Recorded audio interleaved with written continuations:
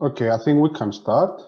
Hello, everyone. My name is Savas Charalambos, and on behalf of Quartet and the implementing team of InterCap, I would like to welcome you to the project's third scientific conference on promoting policy coherence for development through education. Given this opportunity, I would also like to thank our speakers who have graciously accepted our invitation to participate and contribute with their expertise to the workings of the conference. Before we start, some points of administrative nature for you to have in mind. Please note that the event is being recorded. We kindly ask you to keep your microphone on mute throughout the duration of the event to avoid any disturbance in the workings of the speaking of the speakers. If you have any questions for our speakers, please write them in the chat section of the Zoom channel, noting the speaker they are being addressed to. We will do our best to put them forward for them to respond or comment on. Following the conference, we'll be hosting 3 parallel workshops. I will be sharing in the chat the titles and the registration links. So if you have the time and an interest in one of the topics, please review them and register via the links we provided. We are going to provide to you. And now, without any further ado, I would like to ask Dr. Charalambos Brasidas, Executive Director of Quartet, to make a short welcoming speech for our conference.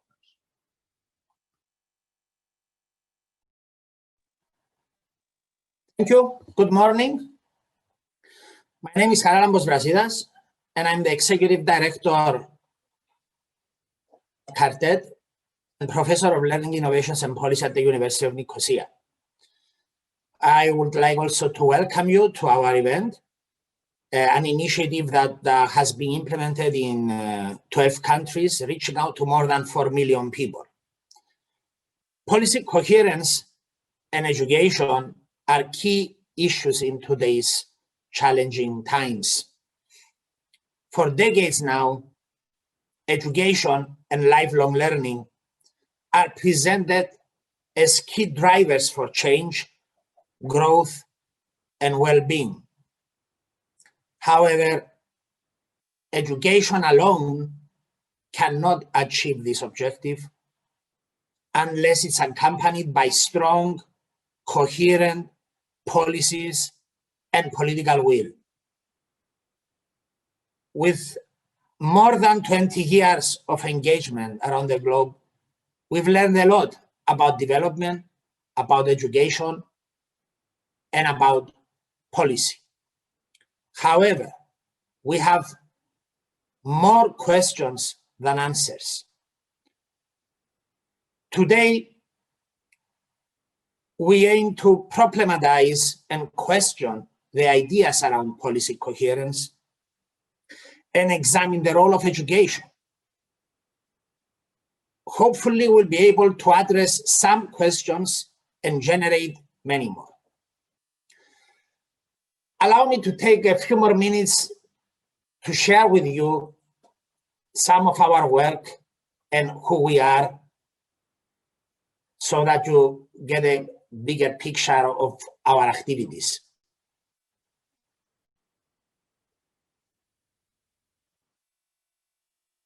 We were founded about 20 years ago, but formally registered in 2004. We are proud to have implemented numerous initiatives around the globe, and we began with work actually in Asia. Our work has been conducted in collaboration with partners around the globe. Our vision is to be the leading nonprofit in the region in the areas of education, development, and technology-empowered solutions. Our vision focuses on improving the quality of life through education, innovation, research, and development. So we have a strong research background, evidence-based practices. In the last few months, we have been developing our Vision 2030 with our key strategic priorities for the decade to come. In doing that, we consulted with a large group of organizations, individuals, experts, and reflected on our own work. Our primary strategic priority is education. We aim to improve education in Cyprus and the region. Along with that, we have a strong strategic priority, justice and sustainable development. And at the same time, putting all this together by taking into consideration the strong impact and affordances of digital technologies. That is why one characteristic of our work is the use of technology and technology-empowered solutions to address global challenges. We have a core expertise in this area, and we've used it in this project and in many others. Along with the impacts of global health issues and COVID and all the other challenges humanity faces, the strategic priority of our work focuses also on health and well-being. The core strategies that we follow and we try to employ in order to achieve our strategic objectives, mission, and vision can be grouped in four main categories of activities. The first is partnership development. We place a strong emphasis on that, building solid partnerships and collaborations. The second is a strong focus on research and evaluation, which is only with that we can develop evidence-based practices. The third component of our work is capacity building, offering education, training, consultations, awareness in all the areas we are active. And the fourth component, but equally important, is our focus on policy and advocacy. If I could just take a minute to mention a couple under this to give you the big picture. For partnership development, in all of our work globally, we collaborated with more than 500 organizations. We have established large-scale initiatives like the Mediterranean Migration Network with partners. We have more than 400 organizations and individuals as partners. We establish initiatives and collaborations with very important organizations and also very high prestigious research institutes like the Yale-University. We're the only institute in the region that signs an MOU for the last 5 years and collaborate on that. And that's going to be very strategic for our actions on health and well-being. For research and evaluation, we run and established a large scale of initiatives and policy experiments that I will share in a bit. And also, very recently, we were awarded one of the few policy experiments in Europe to establish the European Observatory for Teacher Well-being.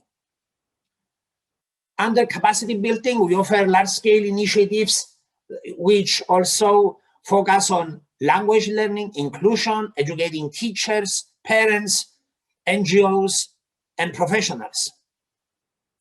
Under our pillar of policy and advocacy, we are proud to be the only organization in Cyprus that is involved in the development of the Cyprus Ministry of Education, Culture, Youth and Sport lifelong learning strategy.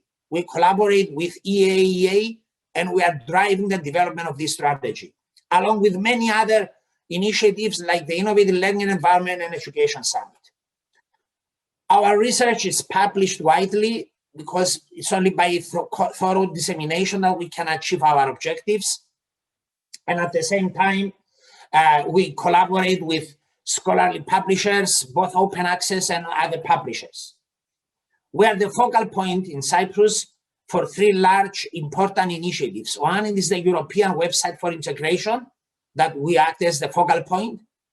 The other is we're the focal point and the research team for MIPEX that is driven by the migration policy group, and the focal point for Social Watch. We prepare annual reports on the status of sustainable development around the globe.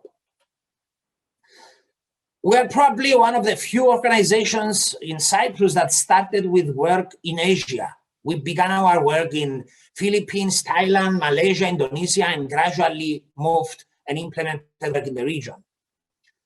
We have been working in many awareness-raising campaigns and several dear projects and focusing on sustainable development.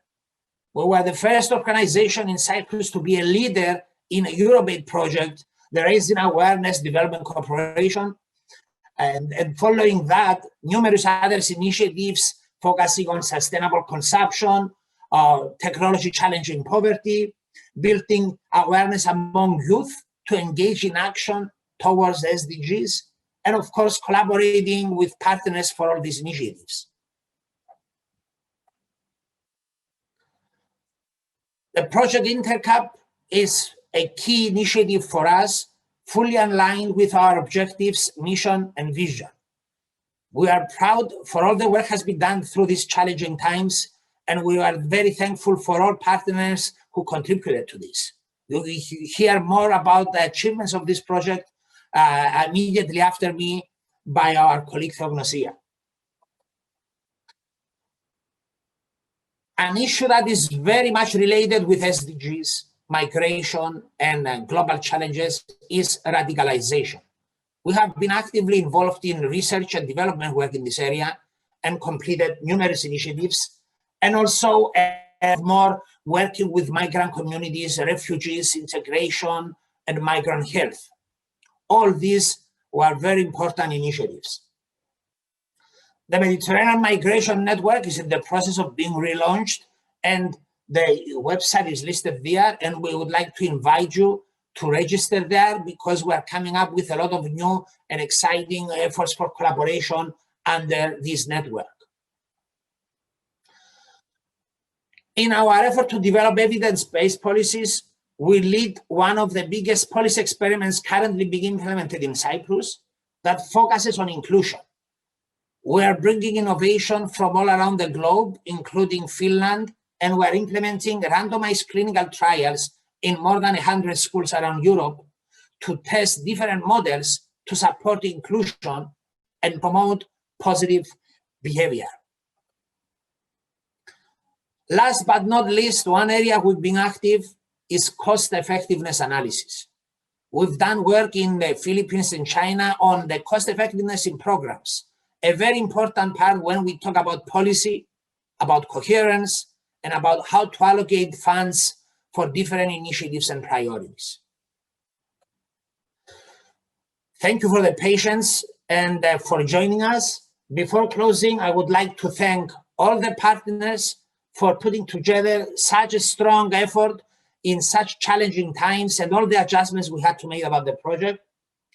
A big thank you to all the speakers and panelists who agreed to share with us their ideas and engage in conversations about the issues that we all deeply care. And I would really want to give a big thank you to my team. I cannot name them all. It's a big team. We have a team of more than 50 people, but they all put extra effort for this project. And I'm really thankful and proud to be part of such a team. A big thank you also to the European Commission for supporting this initiative, and particularly our project officer, Anne-Marie, who was very patient and always supportive and understanding on all the adjustments we had to make. Thank you all for being here and taking time out of your busy schedules to participate in this initiative. And I'm looking forward to our fruitful discussions and conversations. Thank you. Thank you, Dr. Brasidas. I now give the floor to my colleague, Theognosia Petru, Project Manager of the InterCap project, who will be giving a short presentation about the work and impact of the project. Thank you. Theognosia. Hello, thank you, Sava. Just a second.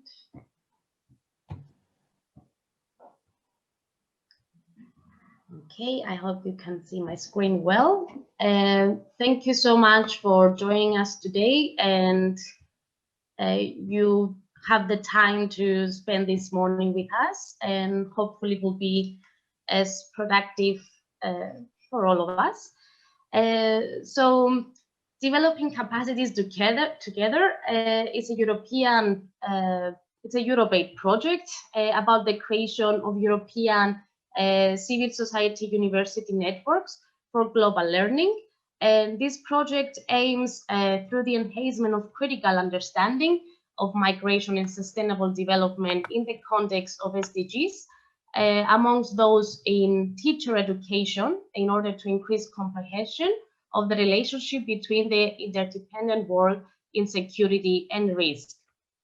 So this project has begun in 2017, and it's going until the end of this month. It ran for 39 months, and in collaboration with 13 organizations from 12 countries, coming from Italy, Lithuania, Slovenia, Malta, Cyprus, Greece, and as you see, we have Austria, Germany, and many others. We have joined forces, and we wanted to bring this project into life and make the best of it. As I mentioned before, the project envisages to address the emerging concern on the way in which shifting public perceptions of insecurity and risk influence the understanding of migration, sustainable development, roles, responsibilities, and lifestyles of European citizens in an interdependent world. And we set some project priorities for this. So we wanted to establish European civil society university networks to build the capacities of the education actors in order to develop critical understanding and skills in migration and sustainable development. And of course, to promote global learning on migration, security, and sustainable development in an interdependent world. For doing this, we have also set some specific objectives, and with the implementation of our activities, we aim to achieve those.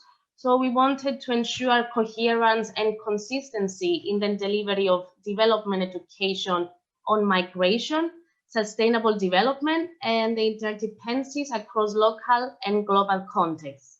We wanted also to enhance the development education competencies amongst the civil society organizations and university teachers, trainers, and to increase also the availability of quality content and critical development education pedagogies in teacher training. To do so, we had set the target groups and beneficiaries of our project, which were the teacher trainers coming from civil society and universities, the pre-service teachers, and education system representatives like decision makers, public servants, local education authorities, and instructional designers. Beneficiaries were also in-service teachers, students, school staff, and the European citizens in general that had the chance and opportunities to experience and participate in one or more than our activities. The main activities and outcomes of the InterCap project involved, among others, the establishment of a European community of practice network, where we've worked together throughout these 3 years and had 3 webinars with interesting topics providing to the European citizens. Some of the topics were about the migration, sustainability, of course, and how COVID-19 influenced those topics this year, in 2020, actually. Then we had the establishment of 12 national PCD networks, or partners were able to participate in synergies working on PCD. Then we worked with some mentor partners that we collaborated with, people coming from other institutions in our local community in order to evaluate and reflect upon the material we have developed throughout the project. Then we also had an activity, the so-called practice-oriented project, where partners in collaboration with local authorities, universities, civil society, schools, and of course the pre-service teachers we have involved in our project, designed and implemented a variety of small or large-scale projects throughout this time in order to spread awareness on sustainability, SDGs, and migration. Of course, another opportunity which we found very important, it was the internship schemes that was offered through the InterCap project, where we invited 4 young people, or in some countries even more young people were benefit from this, they were pre-service teachers, to make their internship in our organization or in a partner organization or institution. In that way, we gave them the opportunity to also expand further their knowledge and interest on global education, policy coherence, and the topics, of course, the organizations themselves were working.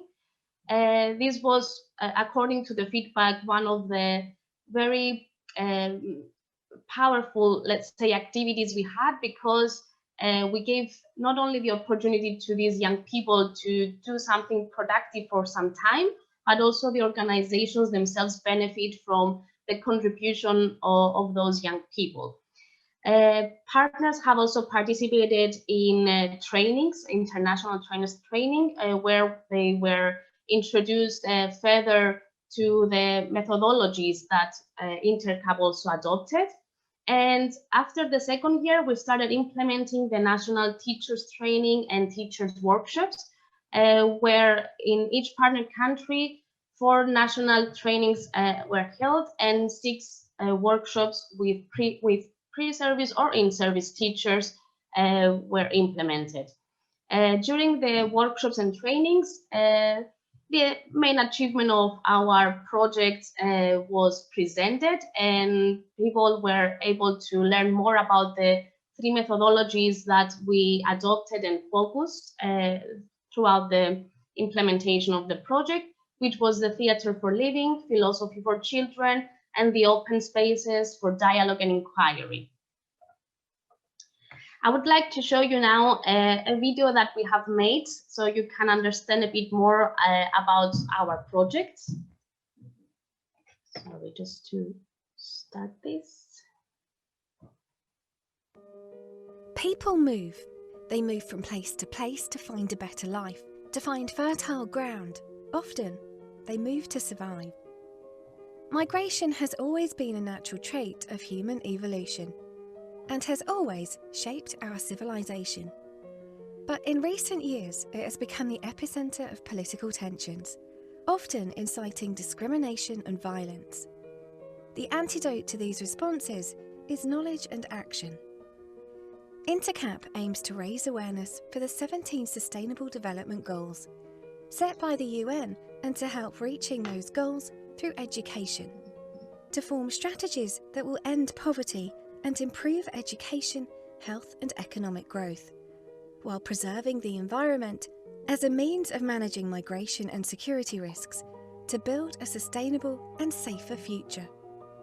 Through a comprehensive e-learning curriculum, we help educators gain a critical understanding of the issues of migration and sustainable development, and train them to transmit their knowledge to the youth, teaching global citizenship and a culture of cooperation towards a common goal, creating a better future for everyone. The InterCap project uses participatory educational methods, exploring ways of thinking, reasoning and questioning through philosophy, with a focus on global citizenship, enabling discussion and critical thinking on global issues through interactive learning communities, and using theatre as an agent for social change. If you are an educator, you are important in shaping the minds of our youth.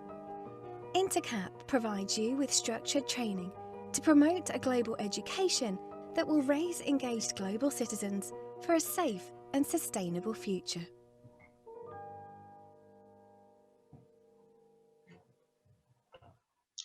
Okay, I hope you enjoyed our short video. We couldn't be out of the grid from the social media, of course. So the InterCap project is present on Facebook, Twitter, and LinkedIn, so you can follow us. And of course, we are using our website developtogether.eu, where we share our outcomes and of course any news that are relevant to our project. This is our webpage, and here you can also register and join the networks and have access to the training package. You can of course find the resources and download them from the e-library of our platform.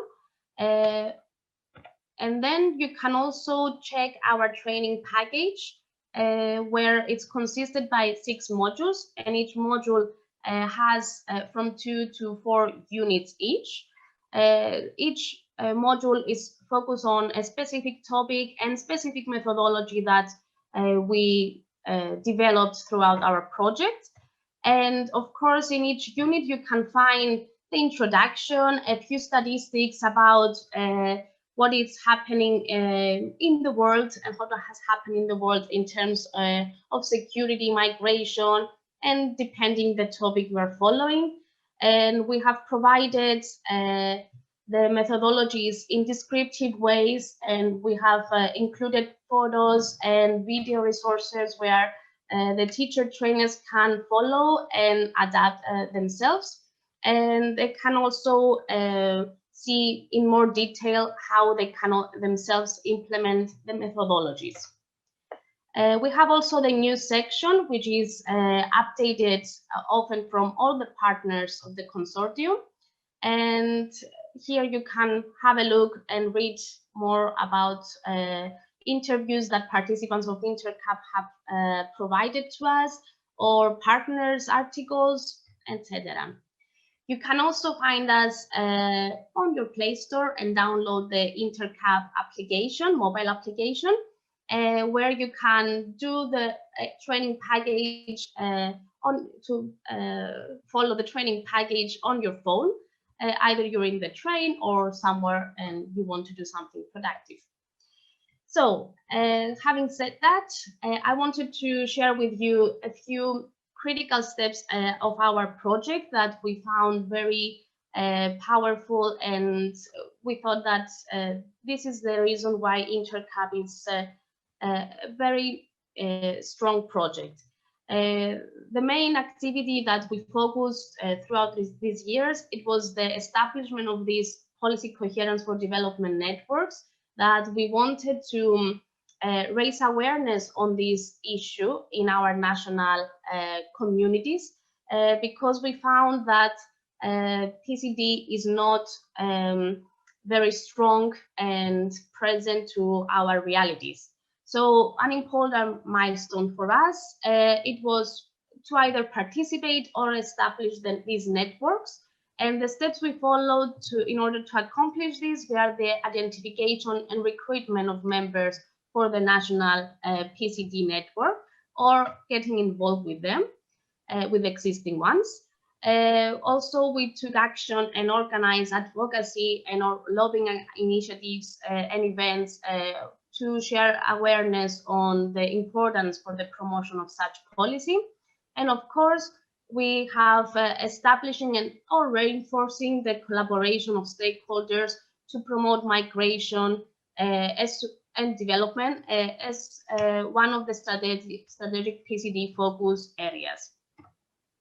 Here you can register also in our platform and join the network that we have created in our platform. It's an online space that also the community of practice network and the PCD network can communicate and exchange practices, ideas, and their thoughts. More than 2,500 people have registered to our network so far. And I would like to mention some more great achievements of our project. So InterCap initiated a European community of practice with universities, civil societies, and networks. And it was great having with us the Concord Europe and Angel Network joining us in the community of practice actions following the national EU audit. So with the support of these networks, we have drafted and published one audit executive transnational report and summary and 12 national reports, 3 annual strategy papers by mentor partnership, 3 annual high-level communication papers by the community of practice, and 3 annual policy papers on policy coherence for development.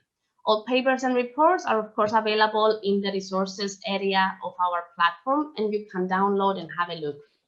We have also contributed to increasing the awareness on PCD, as I have mentioned before, with the establishment of those national networks or our participation in current initiatives that exist in our local society, in order to ensure collective actions combined with the 3 international scientific conferences. The final is this one now. We have also developed a 30-hour training package for development education teacher trainers that is available for online and face-to-face implementations. And more than 20,000 people actually have accessed the training package online or participated at a national or training or workshop face-to-face and online. More than 4 million people were reached out and informed about the importance of quality development education, policy coherence, and the attitudes towards migration and development. Having said this big number, it is actually up to year 3 that we have counted these people, and the 42,980 people are teachers trainers, more than 9,000 are pre-service teachers, and more than almost actually 43,000 are education system representatives. We have also initiated a social media campaign last year, 2019 actually, where 1 million people, more than 1 million people were reached and informed about the training package of the InterCap project. Of course, as in every project, we have also faced a few challenges, and one is the PCD, that because of the lack of policies and the support in the partner countries and the lack of political engagement, we were a bit struggling on how to expand our networks. However, with the establishment of the networks or participating in existing ones, we have managed to at least raise awareness and bring into surface the topic of policy coherence. Another challenge, of course, was the COVID-19 pandemic, which we have all faced last year, and we continue to struggle with at a global level. And of course, this could not affect us as well. But with the support of the European Commission, of course, the DR support team members, that they organize the exchange and learning hubs among the projects, the DR projects, and with the partners' openness, of course, and motivation to keep our project going, we have managed to overcome this challenge and continue implementing our activities online. Of course, the e-learning platform that we have developed was a very useful tool that we could rely on and have the material ready to share the information with our participants. According to participants' feedback, overall, so far, the InterCap project and actions have been proven to be very engaging and informative for our target audience. Many of them have already downloaded and adopted the methodologies, using them in their implementations. And of course, according to partners' feedback, InterCap project came to be a successful collaboration among us, and communication and the flexibility and openness of our consortium were key for this success. Coming towards the end, I would like to share with you some lessons learned through this InterCap project. We've came to realize that policy coherence for development is a real challenge, and there is a big discrepancy across the countries. Migration is still a challenge for many partner countries across Europe, and there is still a long way to go to improve policies for integration and for people to realize that migration has an important role in many aspects of our communities and realities. Local context does matter, since each country had in several cases adjusted the activities and varying degrees of complexity. So we need to take this into consideration. The education of teachers was a vital part, since they were educated on topics for development education that it's not always possible to have this education. And of course, a very useful tool are the participatory methodologies that support teachers and educators on spreading awareness to children and young people on the importance of sustainability, inclusiveness, and the role of migration that has in our life. However, the participatory methodologies are not a solution if they are out of the context.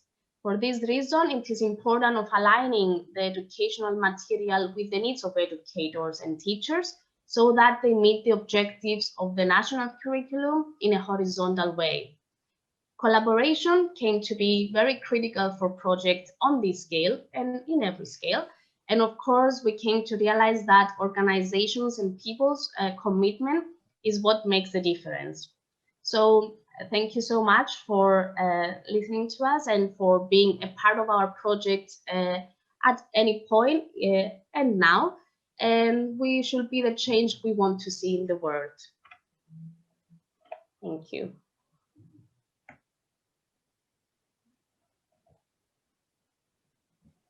I apologize, sorry. Thank you, Theognosia, for this very interesting presentation. We can now move on to our keynote speakers.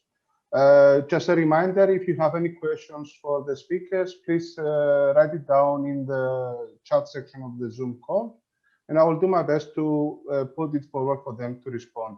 We're going to have both the presentations and then do the Q&A with you guys. The first keynote speaker is Dr. Fabienne Tondel, Policy Officer at the European Center for Development Policy Management. Dr. Tondel, the floor is yours. Yes, thank you, Savas. Can you hear me well? Yes, yes. Yes, okay, good, good. Well, thank you for the introduction. I think it's a pleasure to be part of this discussion on the role of education in Europe's development policy. Just very quickly about ECDPM, we are a non-partisan think tank based in Maastricht and Brussels, and working, focusing on EU-Africa relations in their different dimensions. And we work on policy coherence in particular. So just as a reminder, I think for everyone to be on the same page, but if in case it is necessary, policy coherence for development refers to the idea that multiple policies from different sectors should work in unison rather than in opposition to each other, if international development is to be achieved. And in Europe, the argument for PCD was based on the recognition that EU efforts on development cooperations were often contradicted or undermined by other EU policies, both internal as much as external policies. And this was a fact. So in this presentation, I will outline how the concept of PCD developed as part of European development policy and what measures the EU and member states have taken and what has been the effectiveness. The key message is that the practical experience gained over the nearly 30 years since the Maastricht Treaty is of relevance for good policymaking in general, including for the concerns that are at the center of this conference. I will also, of course, talk about recent developments in the context of the SDGs. And in doing so, I will highlight a few lessons learned that I hope will help to discuss how the sector of education can better contribute to policy coherence for development or sustainable development. So let's review quickly the emergence of PCD and what practical lessons have been learned at the EU level. Policy coherence for development rose to prominence as an issue in the EU with its inclusion in the Maastricht Treaty in 1992. But then after that it took a number of years for the European Commission and member states to really take PCD seriously in policy statements, and then to establish mechanisms to promote it. And here, the civil society, including NGOs, played an important role in pushing public institutions in implementing PCD. The OECD and the Development Assistance Committee, the DAC, in particular, played also an important influence on the uptake of PCD by governments and the European Union. If we look also at how the EU put the principle of promoting PCD into practice, the Council played an important role. In particular, in 2009, when it identified strategic challenges related to PCD in different policy areas, trade and finance, climate change, food security, and also migration, which is an important area for this discussion. So the Council also played an important role in setting up the overall framework from the 2005 Council conclusions to enable progress on PCD. And then later the Lisbon Treaty, which came into force in 2010, strengthened the EU's commitment to policy coherence. It established it as a legal obligation for the EU institutions, but also for member states, and to take into account the effects of their own policies onto developing countries. And here is the first lesson that we can draw from this experience in Europe. It is that there is not just one measure that can promote PCD. But in the first place, it requires a political commitment and a legal framework, which puts limits on how far each policy can go and each interest can be satisfied. Now, a related, I think, lesson to be learned is that, as I was saying, it is not just one measure that will promote PCD, but rather it is useful to establish a system, a PCD system that combine different elements. So that includes policy statements of intent, institutional mechanisms, and also knowledge inputs or a knowledge system to feed the discussions, ensure the monitoring of policy changes, policy adjustments, and accountability. So it requires leadership, consensus. It requires mechanisms to bring ideas together and resolve differences between different policy areas. And it requires knowledge. And here, I think perhaps there's a link to be made between the knowledge input required to promote PCD and education. But I raised a question that can be discussed later. The core aim of this approach, of this systematic approach, is that different government departments dealing with different policies should not act in isolated silos. It's often a reality, but it's the objective of policy coherence to break those silos, to improve communication between different ministries at all levels of the policy making process, to jointly and work out improvements in policies. In pursuing policy compromises, in seeking political consensus, there's a number of factors around governments that play a role.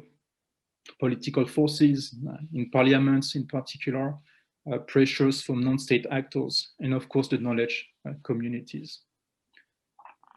So what has been the result? I think because this is all nice in terms of principles and mechanisms, but what have been the outcomes of all of that?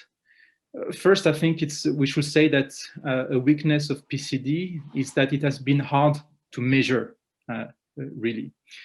I think what emerges from different sources of information, including from the biennial EU PCD reports, is that in some sector, it took time, but there has been results. And this is also what independent evaluations like the one commissioned by DG DEFCO in 2016 showed, that PCD has had some positive, although limited, results in particular countries and in particular policy areas. But it is always, I think we have to be realistic when talking about and promoting PCD. It is that it is difficult to demonstrate a causality arising from efforts to promote PCD because of the vast number of factors that affect outcomes in developing countries or in the relations between developing countries and Europe. So there's a number of mechanisms also have been assessed. And what also I think a hurdle in promoting PCD effectively is the lack of common understanding of PCD among different actors, and the inconsistent use of the tools available to policymakers and other actors. So I think if we want to summarize, the EU generally leads on PCD in terms of intentions and putting in place approaches, practical approaches, but promoting, well, if achieving results, can is still something to work on to improve. Other lessons to be learned is that making progress in policy coherence requires a sustained effort over a number of years.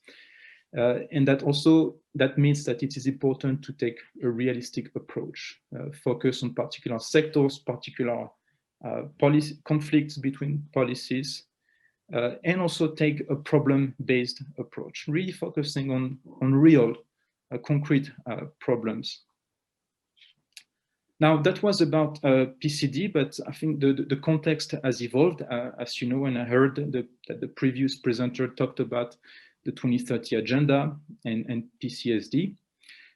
So since 2015, the main framework for EU international cooperation and development policy is the 2030 agenda of the United Nations, as you all know. And policy coherence was an important element of the discussions leading up to the agreement on the SDGs. And it was largely promoted by Europe. And so now we have the SDG 17, which includes a target on policy coherence for sustainable development. So this is formalized. The principle of policy coherence extends to the global level, beyond OECD countries, beyond the EU. And according to this principle, policies to promote any single SDGs should not undermine the achievement of all the other SDGs. So the whole 2030 agenda relies on the notion of well-integrated, coherent policies, recognizing the interactions between different sectors. But that means also that it's a much more complex task. PCD was relatively unidirectional, directed at development objectives. PCSD is multi-directional, taking into account interactions between multiple policy areas in different directions.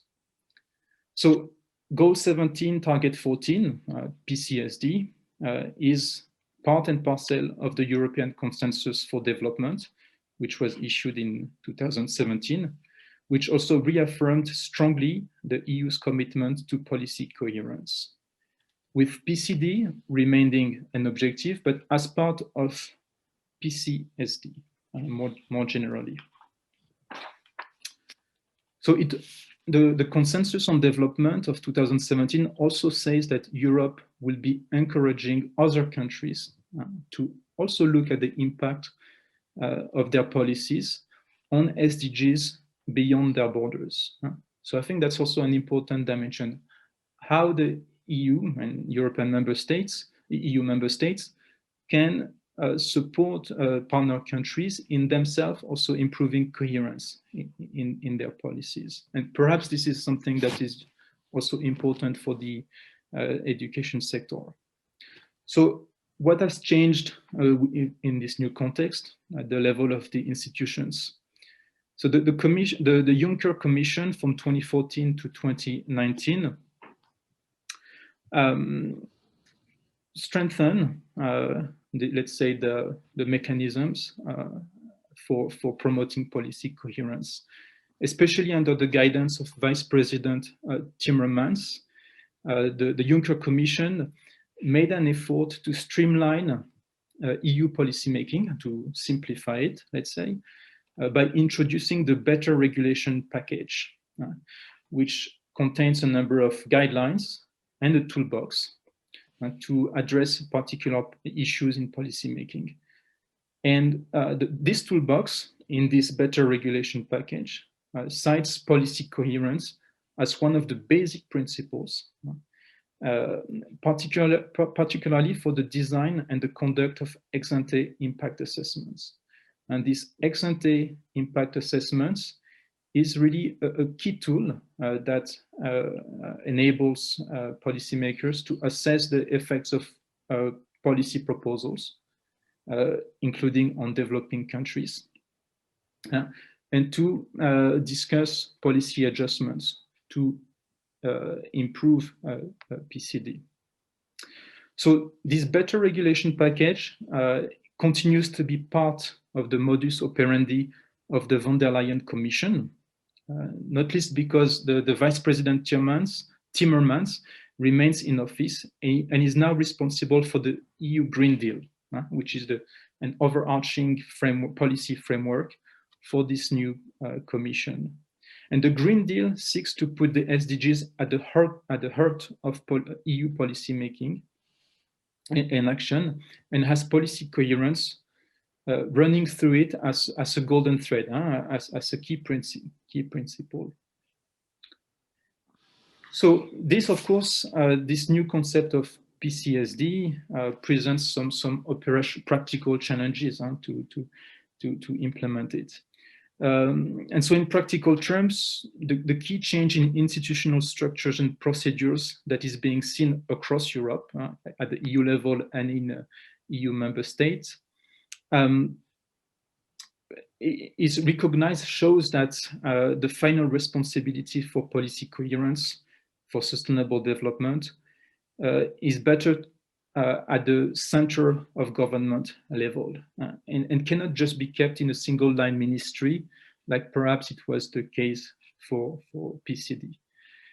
So various countries, such as Finland, have shifted responsibility for policy coherence out of the Ministry of Foreign Affairs, where it was previously housed as PCD, and moved it to the Prime Minister's office, where it is managed by a National Commission on Sustainable Development in the case of Finland.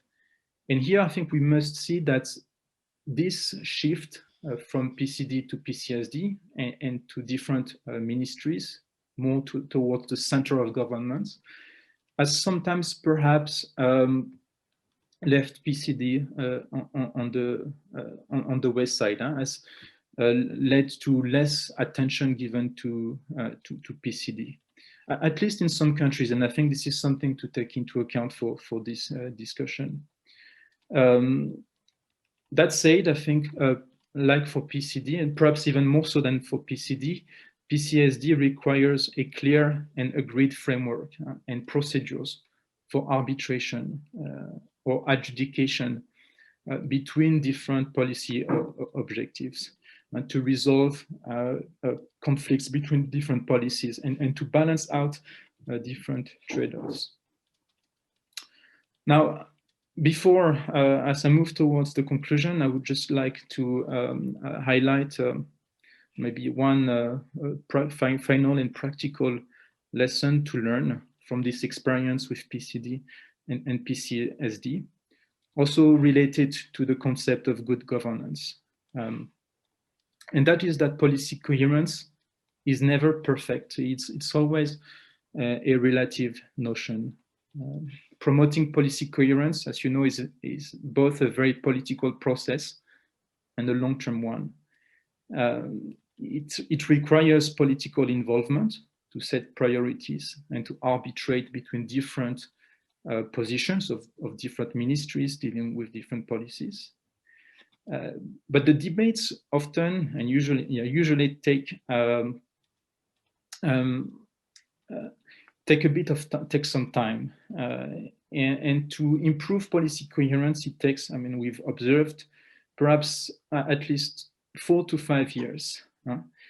And that is often beyond or more, and that is often beyond the mandate, the length of the mandate of the average government or politician.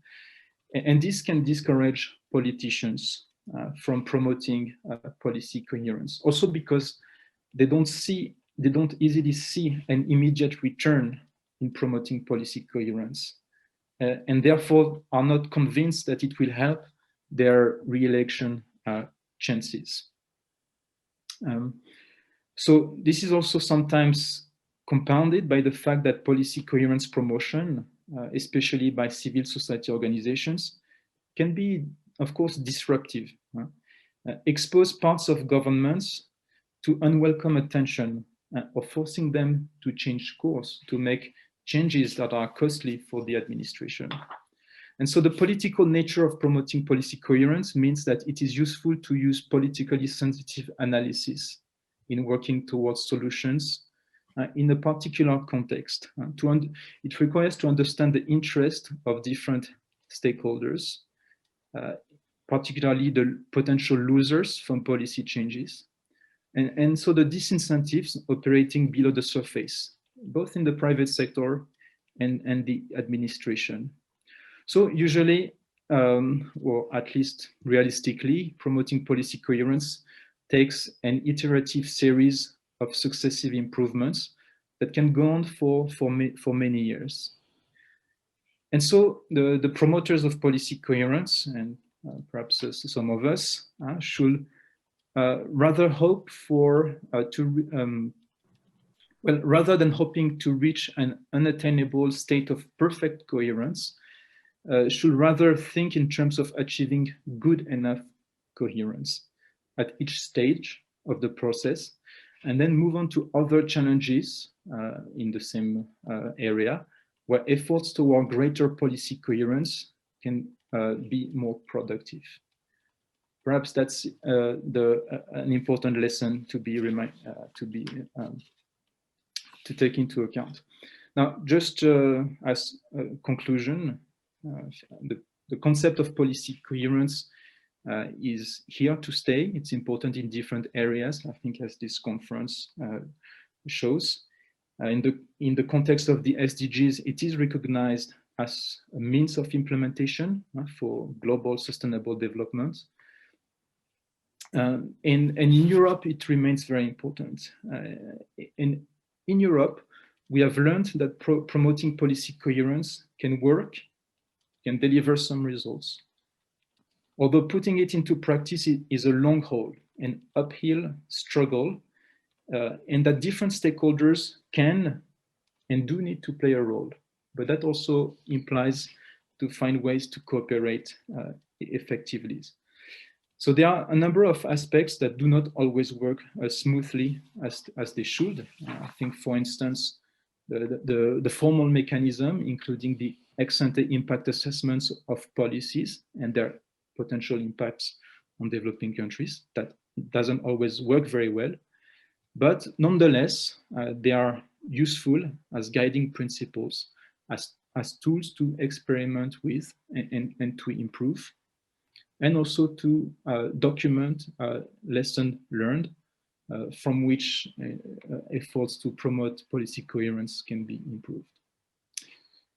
I will leave it at this now, and I hope it will help also with the discussion later on during the conference. Thank you. Thank you, Dr. Tondel. Thank you for this very interesting presentation. We now move on to our next keynote speaker, who I have to apologize because I will definitely mispronounce his name.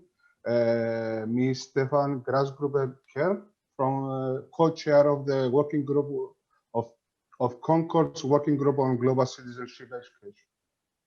Mr. Kerr? Yes, thank you very much, Savas, and many thanks to you and to the whole project and organizers for the invitation for this very interesting conference. I think you are definitely asking very timely and challenging questions here that I'm happy to discuss with you today. My name is Stefan Grasgruber-Kerr, and I'm representing today Concord, as I'm the co-chair of the Global Citizenship Education Working Group in Concord. And in normal life, I'm the head of campaigning in Südwind, which is an Austrian NGO. I will now try to share my screen with you, and thereby the presentation. Yeah, I hope you can see it. Good. So I was given the title Civil Society's Role in Promoting Global Citizenship Education and Policy Coherence. Well, of course, there's a certain limitation to that because Concord is only part of the civil society, but I hope an important and quite big part of civil society. So I will talk about Concord's role, especially Concord's role as a hopefully good practice example. So starting with Concord itself, Concord is the European Confederation of Relief and Development NGOs, and we envision a world where people live free of poverty and exploitation. And we say, and there's already the link to global citizenship education, we think this must be achieved by a citizen-led transformative agenda based on social justice, gender equality, global solidarity. And policy-wise, we are the main interlocutor in Brussels between development NGOs and beyond development, of course, when we talk about policy coherence, and the EU institutions. And we work to ensure that European policies promote sustainable economic development, solidarity, cooperation, and of course, policy coherence. And I'm very thankful to Dr. Tondel, who already gave us a very good overview about policy coherence processes in the EU.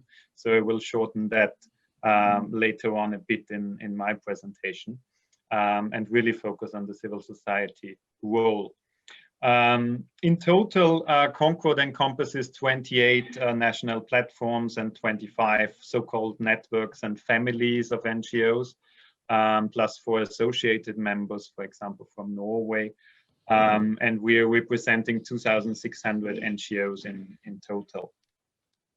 So it's quite some part of EU civil society, but of course not all.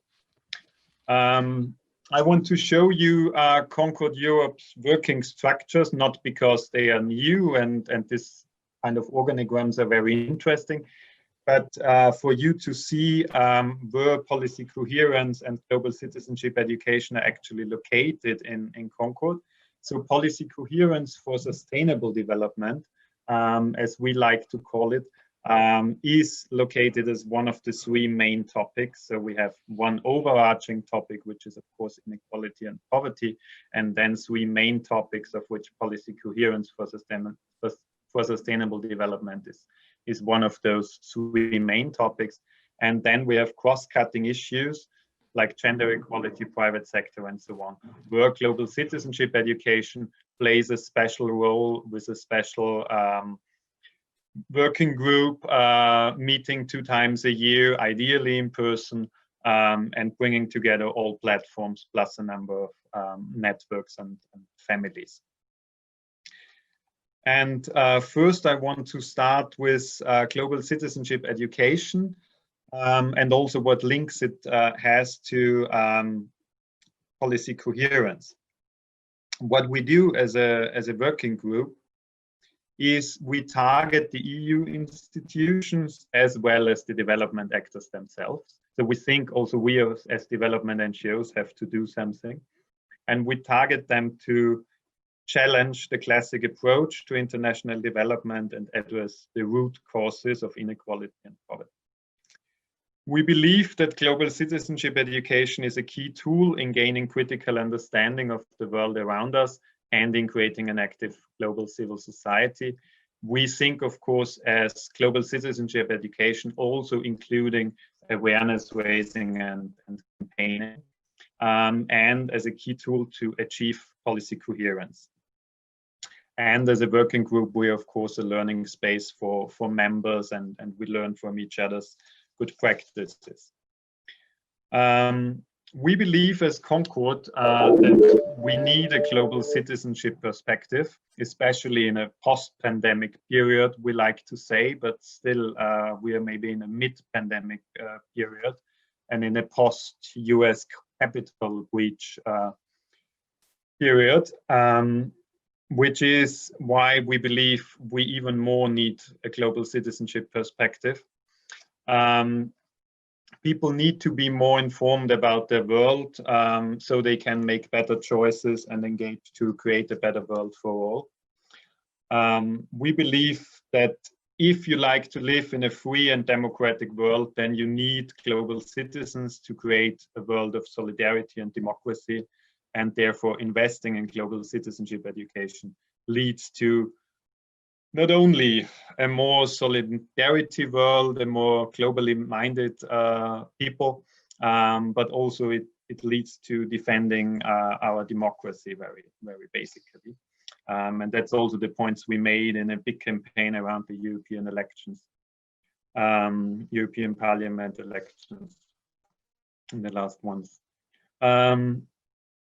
Well, while we believe global citizenship education is important, we see at the EU level that there is not enough recognition, not enough political support, financial support for global citizenship education.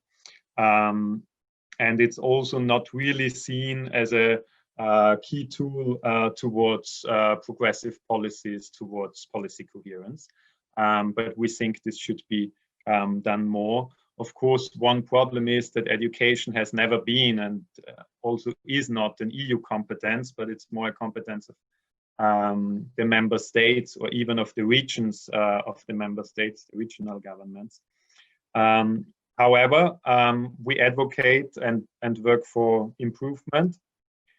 What we do is we want to reinforce the current institutional architecture and policy framework for global citizenship education, enhance structured relation with policymakers, of course, on all levels, not only with the development policy makers, but also with the education policymakers and with a lot of others. And we believe there's a strong need for linkages with social movements, with media, with local administrations, and also with human rights education and other peace education and other educations that are, of course, in a strong link with global citizenship. On the current situation, to end with this slide regarding global citizenship education before moving to policy coherence, we think global citizenship education plays a big role in, and even will play a big role in the post-COVID pandemic. We think it's even more important to promote and invest in the Leave No One Behind approach. That is also an approach that Concord encompasses and embraces as a confederation. we think we need to support the communities from local to global level to bring solidarity and cooperation back to the core of the recovery period. And we want to provide tools and policies to uphold EU policies like solidarity, like human rights, EU values for cooperation and solidarity, because we think these are now even more needed than before the pandemic and all its consequences. Now moving to PCD in its core, and of course, as I already said, GCE is playing quite a role, and we think of a lot of links, and I hope we can discuss those further also in the working groups later. Dr. Tondel already gave a good overview about what is also the difference between PCD and on the one hand, policy coherence for development and policy coherence for sustainable development.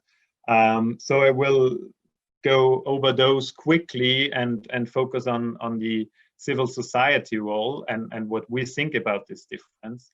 As Concord, we embrace the policy coherence for sustainable development because we think it goes further. However, we think the policy coherence for development is important as it is the legal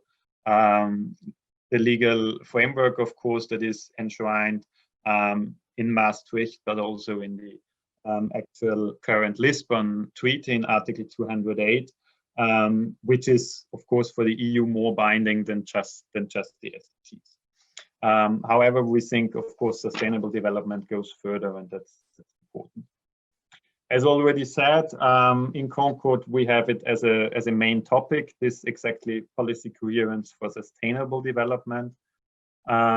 And we believe you need to look through a lens, kind of a three-aspect lens, three-perspective lens when you look on PCSD. It doesn't matter what policy or what measure you want to do, even if you are on a local level, on a district level, and you want to build a new road, or you want to plant a new tree, or you want to distribute computers to pupils because they are all at home in the lockdown. We ask to look at through this lens, through these three perspectives, to look on here and now, and here and now to look on the 4 dimensions. What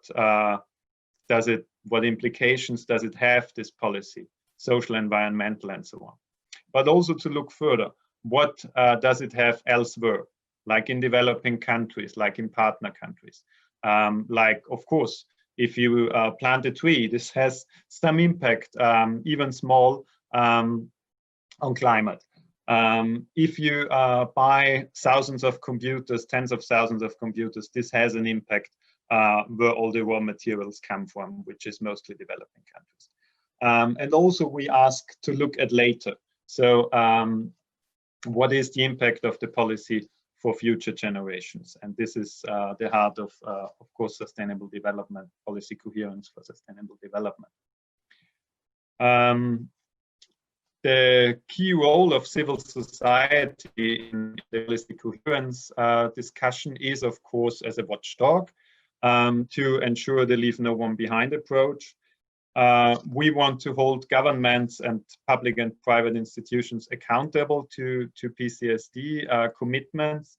We monitor and we do evaluations about that, and CSOs hold decision makers to account.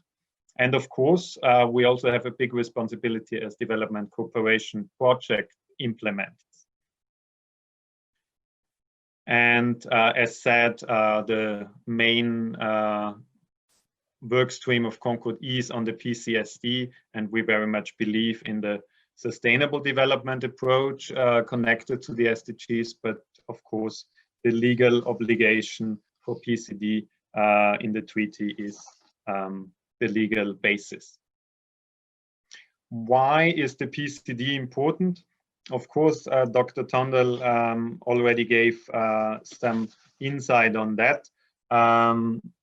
without PCD, you will have fragmented government action, you will have inefficiencies, overlaps, you will have higher costs, and policies that impact all those dimensions here and now, elsewhere and later, probably negatively. And important environmental, economic, and social costs you might also have with effects on the well-being of people in your country, but also in other countries. So when you look at policy coherence for sustainable development, it's always a quite abstract thing, but it's not so abstract if you look on the examples. So just to mention the EU strategy with Africa, the EU calls it strategy with Africa, not for Africa, which is already a nice wording and aiming for eye-level approach.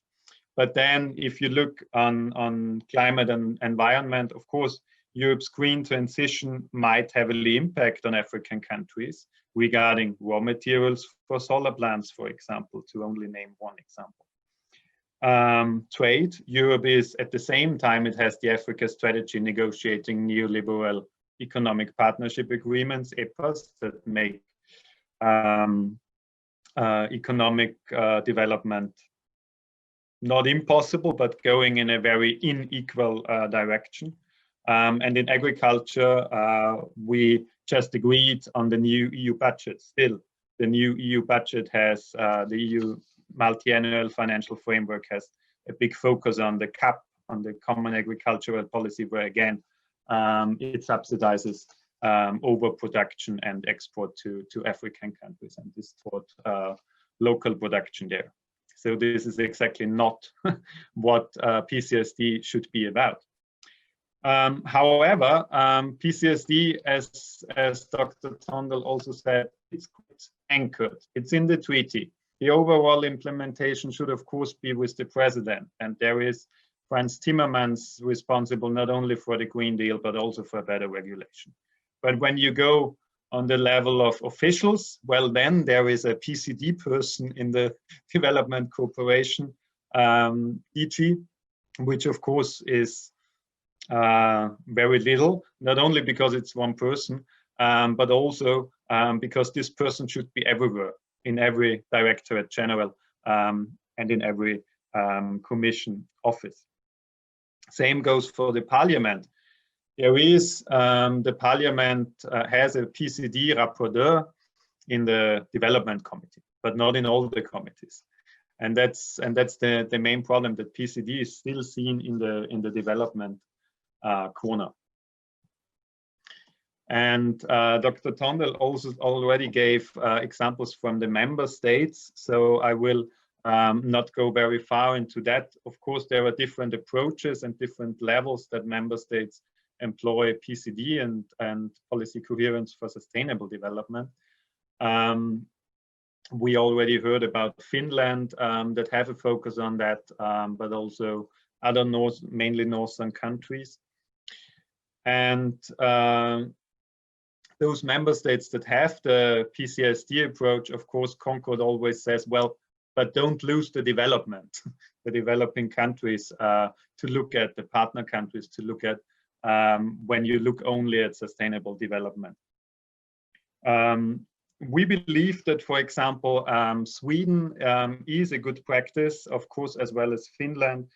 They introduced the policy for global development back in 2003, and they have an overall goal that ensures that all Swedish policies contribute to global sustainable development. That's kind of it's even more than in the treaty, because in the Lisbon Treaty it says there should be no harm, and they even say it should contribute to global sustainable development, which of course helps. They have systematic reports and the National Forum with the multi-stakeholder approach, which of course helps. But also even in Sweden and also in the other member states, we don't see a real PCD check for laws. There is an environmental check in some countries for laws, but not the check what new laws imply regarding policy coherence for sustainable development. So what is Concord doing? We are, of course, producing publications and policy papers, and we do lobbying with the European Commission, with the European Parliament, and with the member state level, of course, on a European level, and together with our national platforms. We work on also the member state level, while the Concord focus, of course, is on the Brussels level. What do we want? We have put 3 key recommendations for policy coherence just now in the second half of 2020. We established those. The European Commission should develop a Sustainable Europe 2030 strategy and implementation plan for the SDGs, including a roadmap for PCSD. And President Ursula von der Leyen has to take the responsibility in the Commission. The Parliament has the responsibility to hold the Commission accountable, of course, also on PCSD. As I already said before, in every committee of the Parliament, there should be a special PCD rapporteur, and not only in the development. Because as long as PCSD is seen in the development corner, it will remain in the development corner, and that's not what it is about. That's exactly the opposite. And on the member state level, of course, we think the member states need to establish interministerial coordination mechanisms. We do still have the problem that the member states think as the Commission, in silos, and one ministry is not talking to the other. And this is exactly what would be needed to work together in interministerial coordination. So how can we get active on PCD? What can you also do on the national level? You can look at your country's strategy for implementing the Agenda 2030 and see what commitments they have regarding policy coherence. Then also you can read your country's response to the Commission's PCD report and see what, for example, Cyprus as a hosting country has put there, and Austria and so on. You can call on your government to activate all PCD mechanisms under, of course, the EU requirements, but also Agenda 2030 and Addis Ababa agenda. Of course, it's good to know your government's commitments and hold them accountable, and collaborate with other CSO actors. I think this is exactly what a confederation like Concord is about, that organizing and coordinating is key, and together we are stronger. That's why we work in a confederation. And I will leave you with those recommendations and steps how to engage further for policy coherence. I also put here further readings on global citizenship education, but also on policy coherence. The most recent ones we put, I believe the presentation will be shared, and you will be able to click on the links then. And of course, I'm personally available also after the conference, and of course in the workshops for discussion. And I thank you very much for your time and look forward to your questions. Thank you. Thank you, Stefan. Really interesting presentation. I would like to remind all the participants that they can share their questions through the chat section of the Zoom, so we can put them forward for the two speakers. In the meantime, until we receive a question, I would like to ask Mr. Tondel whether he has any comments in regards to Stefan's presentations, because he made a reference to a couple of points to your presentation, so I would like to see whether you have your perspective.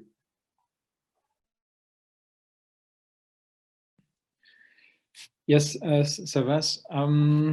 I think on the top of my head, actually, I don't have many comments on Stefan's presentation. I mean, besides that, I think he complemented well, I think, what I said, adding a few elements that perhaps I omitted. So I think thanks for that. And I think I mean, as ECDPM, of course, we know Concord well, and we sometimes collaborate, and we know that they played an important role as civil society in pushing EU institutions and member states in putting into practice policy coherence, PCD, and now PCSD. So perhaps I will, I think as the conversation evolves, I will have some questions, but not one at the moment. Although perhaps I think there was a question asked in the chat about what were, good examples of progress, and perhaps examples where there had been less progress in promoting policy coherence. And I think I made a few suggestions. I indicated that some progress had been made in the case of the common agricultural policy, which I think has become less perhaps harmful to developing countries, especially African countries. Although here we have to recognize that there's a debate whether it is PCD that actually promoted those good changes in European agricultural policy, or it is international constraints at the level of the WTO, with many members of the WTO putting strong pressures on the European Union to reduce market distorting subsidies, export subsidies in particular, and other also support to European agricultural producers. That said, I think on our side, we still think that PCD mechanisms did play a role, at least in contributing to the debates and helping shape reforms in Europe. But again, there's always a variety of factors that shape policies, including outside PCD systems. And I think that's where we have to make perhaps some progress, because of course we recognize that there's some good practices to promote PCD, but underlying, let's say, the PCD systems, there's also some realities, political, international, that drive efforts to, or the effectiveness of policy coherence. And for instance, I think we could ask also why perhaps some countries have perhaps lost, as Stefan said, lost the focus on PCD in Europe. I don't, perhaps Stefan also, given the work being done at Concord, has some elements. But I think it's good to question also the underlying factors. Yeah. Thank you both for great insights. If I can jump in with a question for both of you, actually. We all know policy making is a multidimensional monster. So every time you try to compromise something and bring coherence, you are always having to make decisions what the priority is. It's impossible to be able to be coherent and at the same time do the right service to all domains, all sectors. So my question to both of you, from your experience, how is prioritization taking place when decisions are made for policy coherence? Are there any tools, indicators, processes, or any examples you can share with us? Because when you make policy and you try to have coherence across departments, stakeholders, you always make compromises. So this is a constant struggle, I think. Thank you. Would you like to respond first, Stefan? Or? Well, I can go first because I don't have an answer, and then you can give the answer. I do know, of course, we work together with ECDPM and others, and there were a lot of matrix solutions to that, and a lot of even points and ratings, how to make it, and which country makes it better than the other. But at the end, and that's the point I want to make, policy coherence always is a question of political will. And I want to make another point, really, because it's a bad practice example in the last months, which is that the European development cooperation is now partly bound to cooperation on migration issues, which is basically to take migrants back and do better border controls and all those kind of things. And I do really believe that development cooperation should go to exactly leaving no one behind, to poverty eradication, and not to reach any migration targets, migration policy targets. So again, it's about political will. I'm just putting the press release in the chat that Concord put out on this conditionalization of development cooperation work, part of it, which I think it's really a bad practice and really not really going very much against policy coherence. I think it's really a question of political will. There are enough ratings and matrices out there. Okay, I can try also to answer your question, Sharon Ballos. Probably it's a difficult one.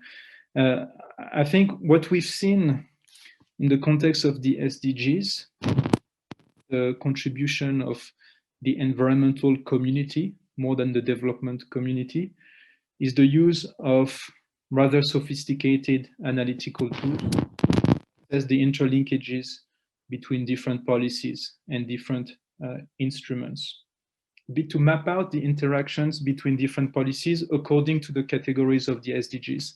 And so to rank the strength of those interlinkages and the direction, positive synergy or negative trade-off, and perhaps if there's a strong trade-off, it means there's a conflict between different policy areas.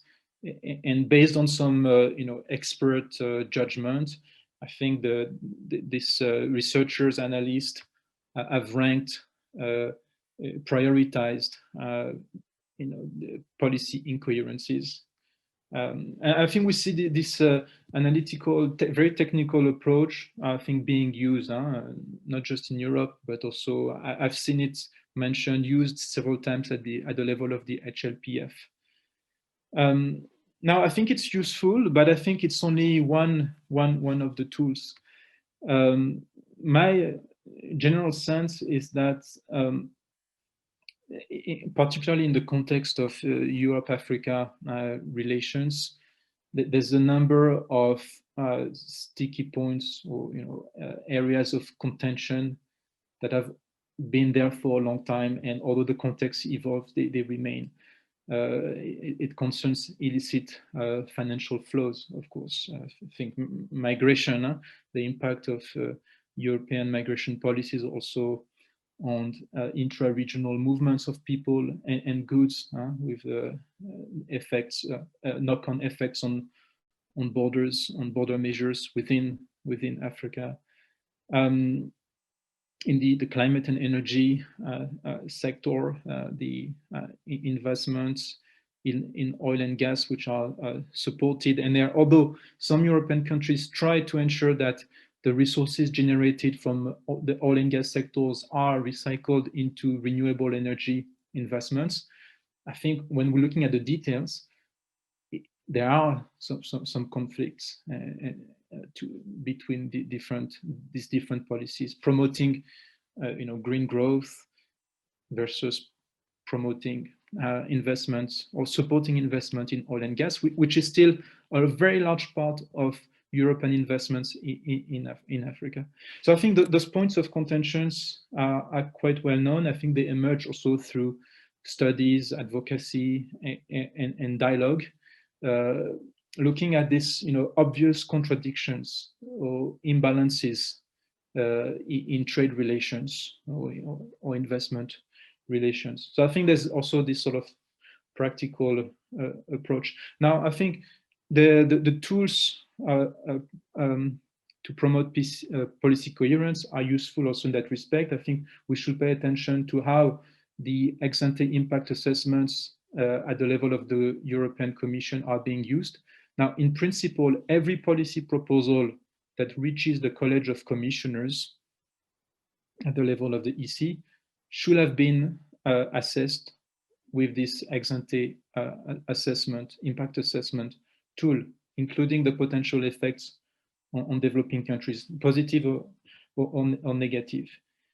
Now, how exactly the Commission officials and desk officers rank those different possible conflicts, that actually I don't really know. But we know also from the past evaluation that there's perhaps a lack of clear guidelines of systematic approach to doing so. And I think also Stefan's presentation indicated such weaknesses. But I think we hope that perhaps with the evolving organization of the Commission, which is not clear enough for PCSD now, as Stefan said, but also the elaboration of a new Commission program with new priorities for PCSD, there will be, improvements in how this is being done. But that's perhaps something like actors like us also should scrutinize better. Sorry if I've been too long. Thank you both. Because we have already exceeded the time allocated for this, I don't know if you want to make a 1 minute last remark from both of you and close this session. Dr. Tonda, do you want to go first? Well, then very quickly, I think, I was very interested in the topic of this conference. I think the role of education is not something that we've paid very much attention to. So thanks also to bringing this issue to our attention, and thinking about, how policy coherence work and education. Perhaps I just wanted to offer 2 remarks. I think in the case of, let's say, relations with Africa, we see that the investments of educational institutions, business schools or technical schools in Africa is something that is emerging. Also vocational training, sometimes led by the private sector. And here that means if this is becoming important, if it is a policy area also that matters, I think the question of the coherence between the education sector policies and economic policies to promote jobs and investment in developing countries in Africa, that's a real question. And I think it's good that you're bringing it up. The other question is how the education, of course, is evolving within Europe. And I think there's perhaps, debates about whether, education becomes too much, competency, or economically oriented versus building skills for critical thinking and for understanding the world and international dynamics. And I think this type of skills are very important for the debates, the assessment and the debates on policy coherence. And I think that's another channel through which education can play into good policy making. Thank you. Mr. Kirk, do you want to go with your last remark? Yes, I just want to congratulate you on the InterCap project that is probably coming to an end soon. I really think it's a great connection between migration and policy coherence and migration and global citizenship education. And I think regarding policy coherence, migration is maybe the main topic where we really need to look at that migration policies are not used for development policies are not used to control migration. But we have this legal obligation enshrined in the treaty for policy coherence for development.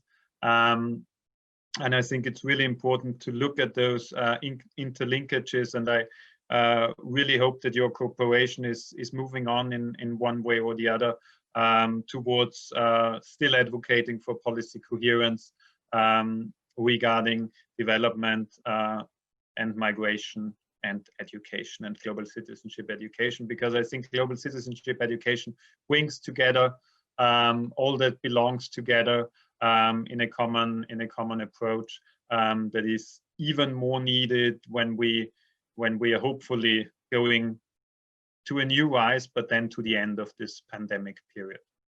Thank you very much. Thank you, Mr. Kerr. Actually, your last point is also a very good introduction for the panel we'll be having after the break. We really apologize for the slight delay we have with our program. Thank you both for your presentations and your contribution. We kindly ask that we have a 10-minute break, return 5 to 12 in Central European time for our panel discussion on the preconditions and effect of global education. So see you guys in 10 minutes. Thank you. Thank you. Hello, everyone. Welcome back to the conference. I hope you all had the chance to rest a bit and are ready for the next session of the conference. Our panel discussion on the preconditions and effect of global education. A panel that seeks to address the actions educational authorities, institutions, and CSOs need to take to promote global education, the role of educators for multiple fields, and the benefits of learners and the society as a whole through the promotion of global education. Before we start, I would like to just make a short announcement in terms of the workshops we are having after the conference. Due to some minor technical difficulties, we had to create new channels for 2 of the workshops. The ones who are registered to these workshops have received an email in their inbox with a new link for them to register to the corrected channel. And I will also be sharing the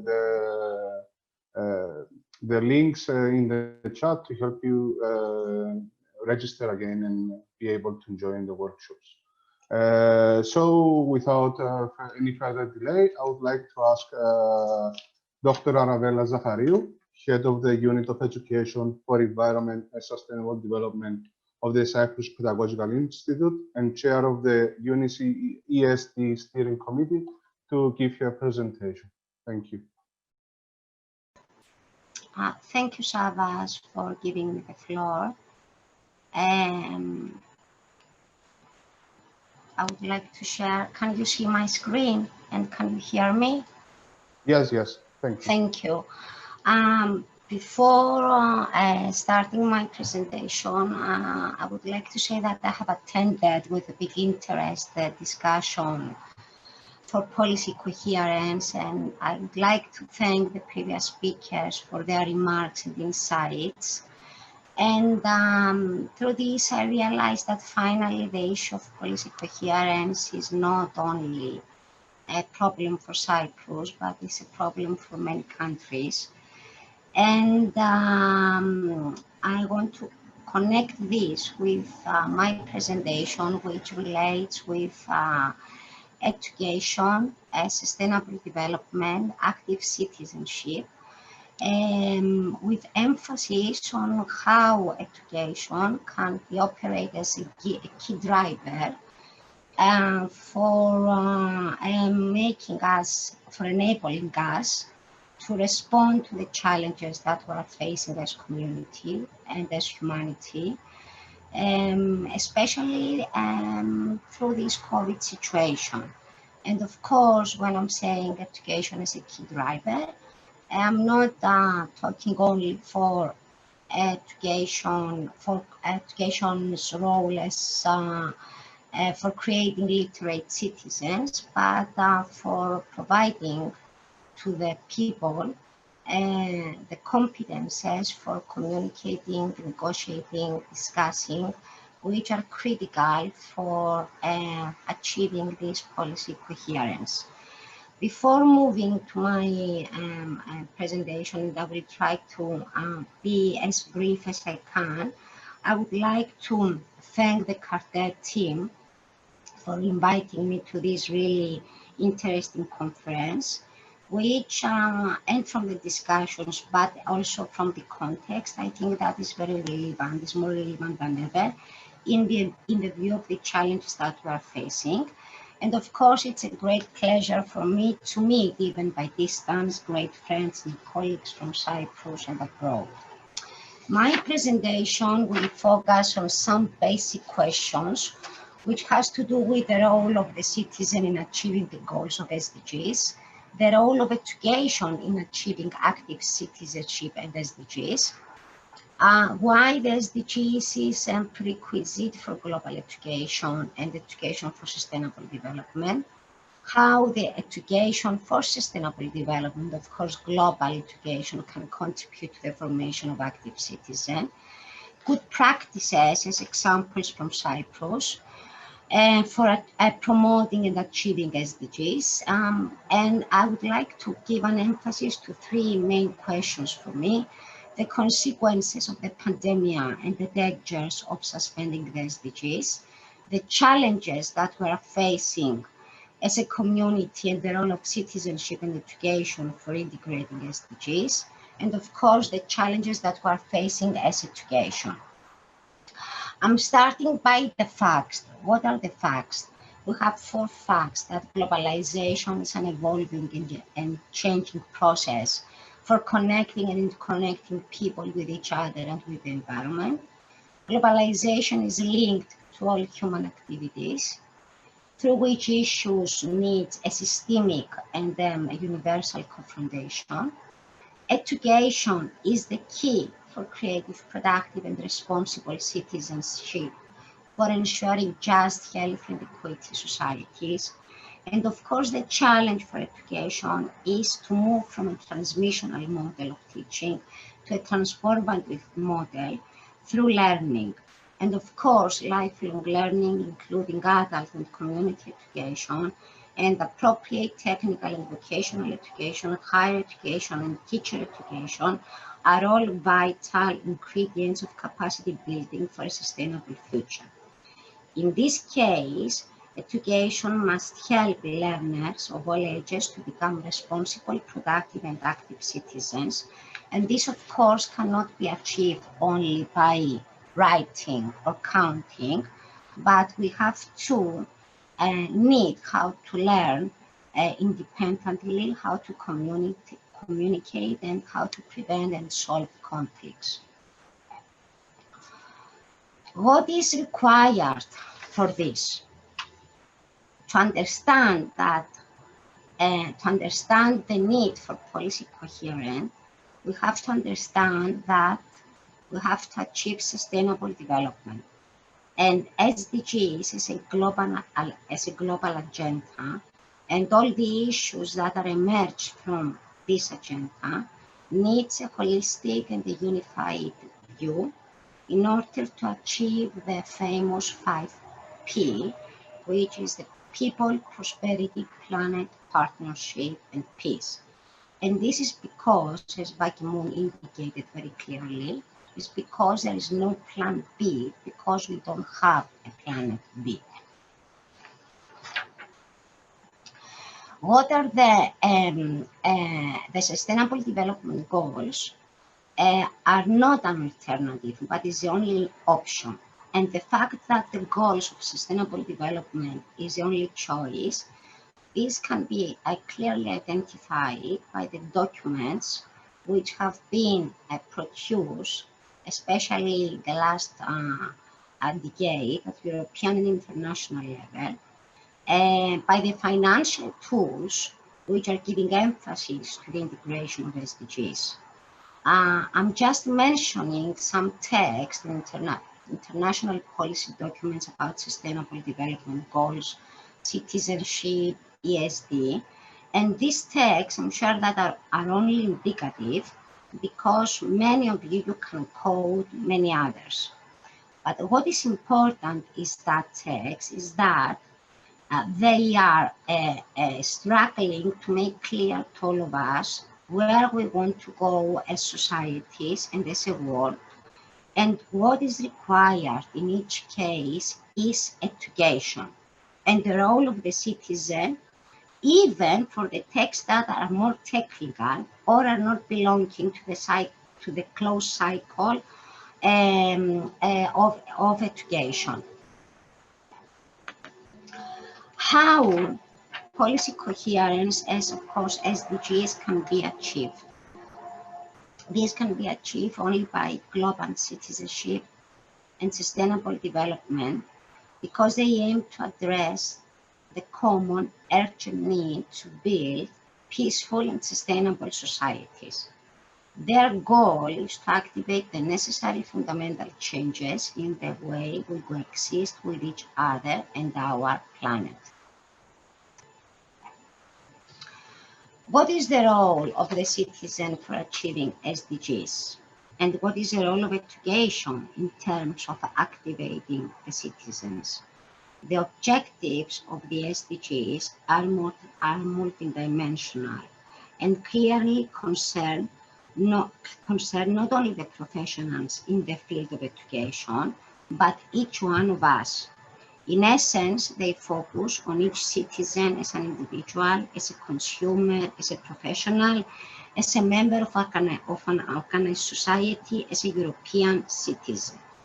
Through the goals of sustainable development, every citizen seeks to inform and be informed, to raise awareness and sensitize, to mobilize him or herself.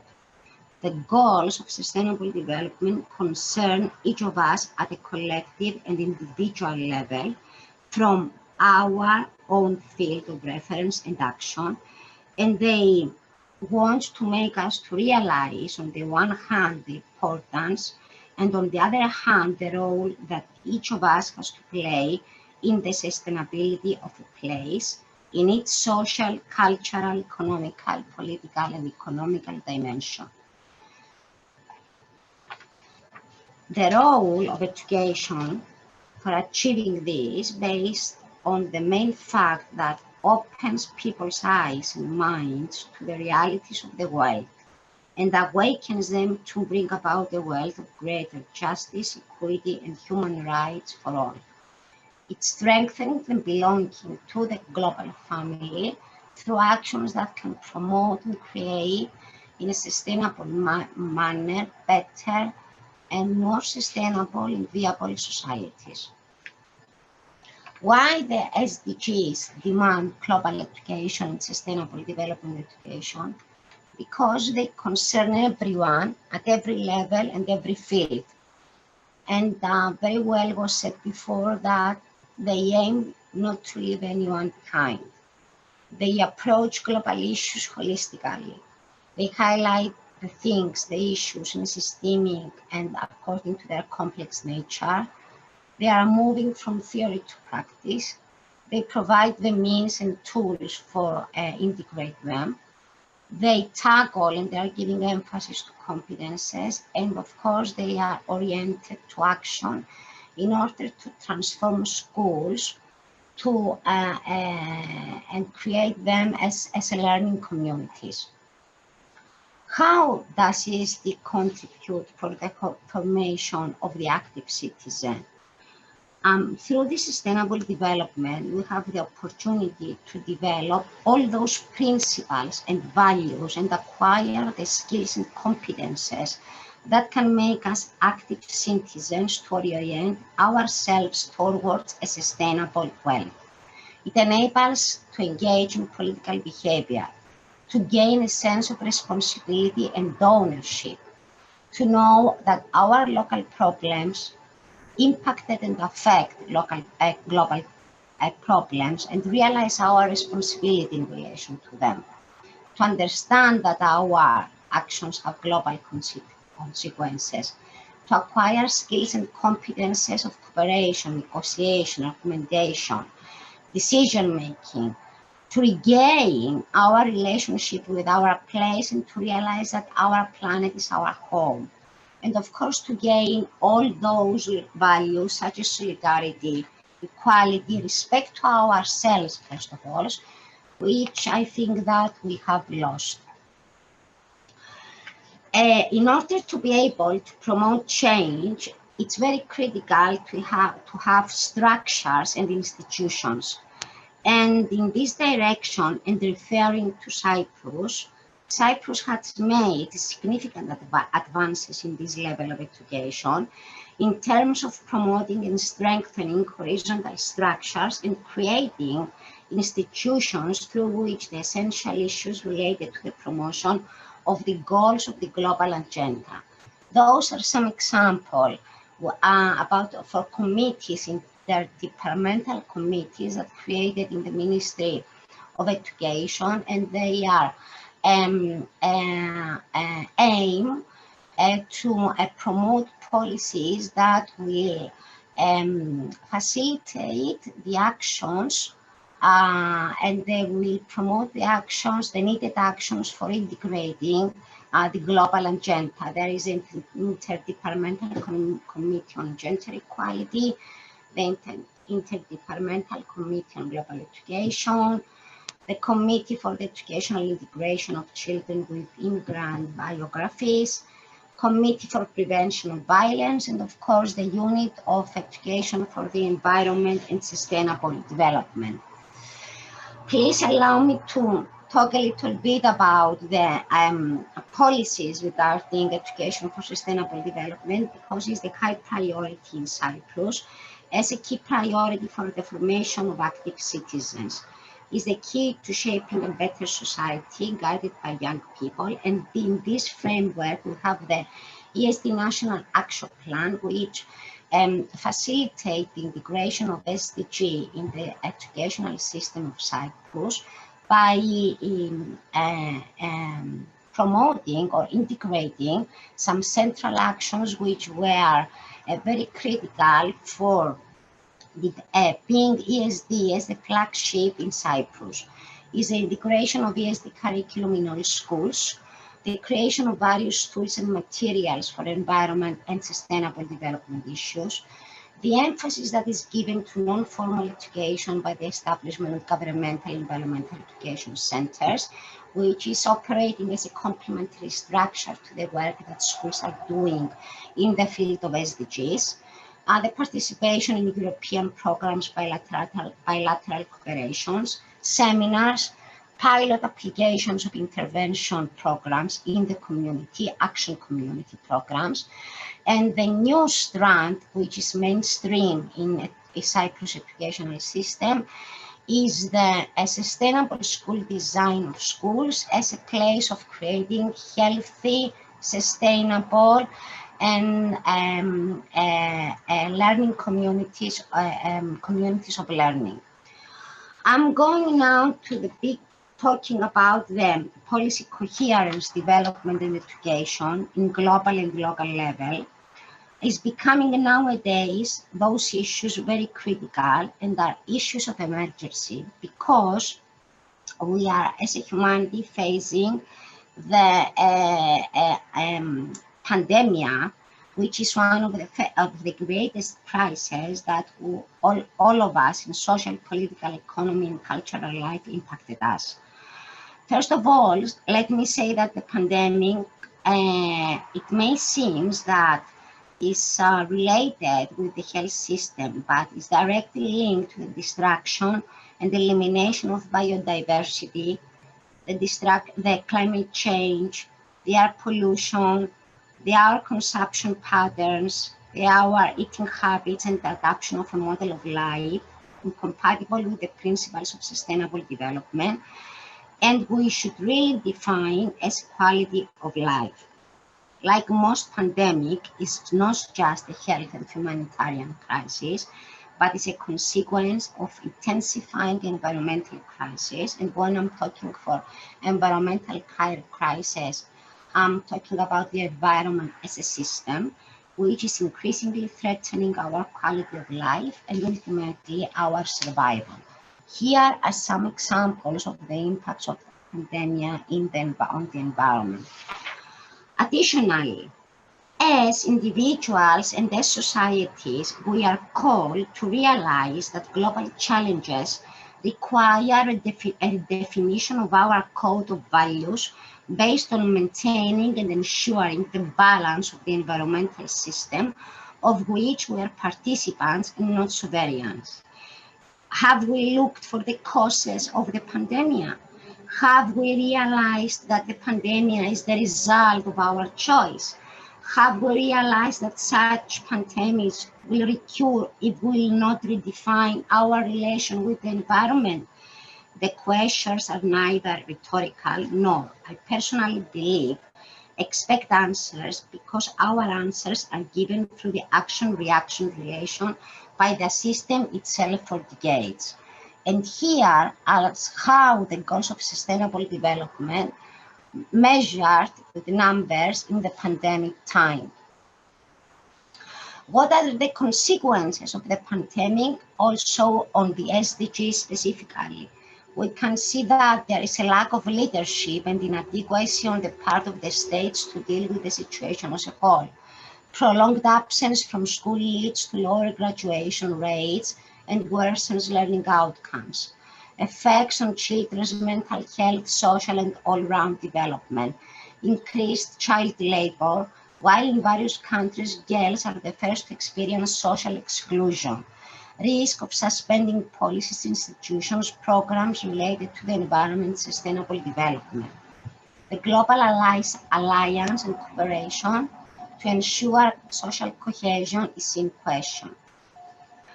I'm concluding with 2 more slides, which has to do with the key issues and challenges that we are called to answer.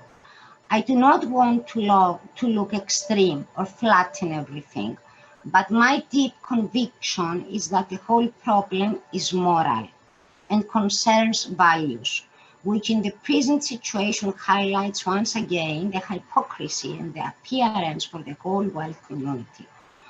Who is talking about the content of education and pedagogy when everyone's only concerned in distancing themselves and keeping their distance?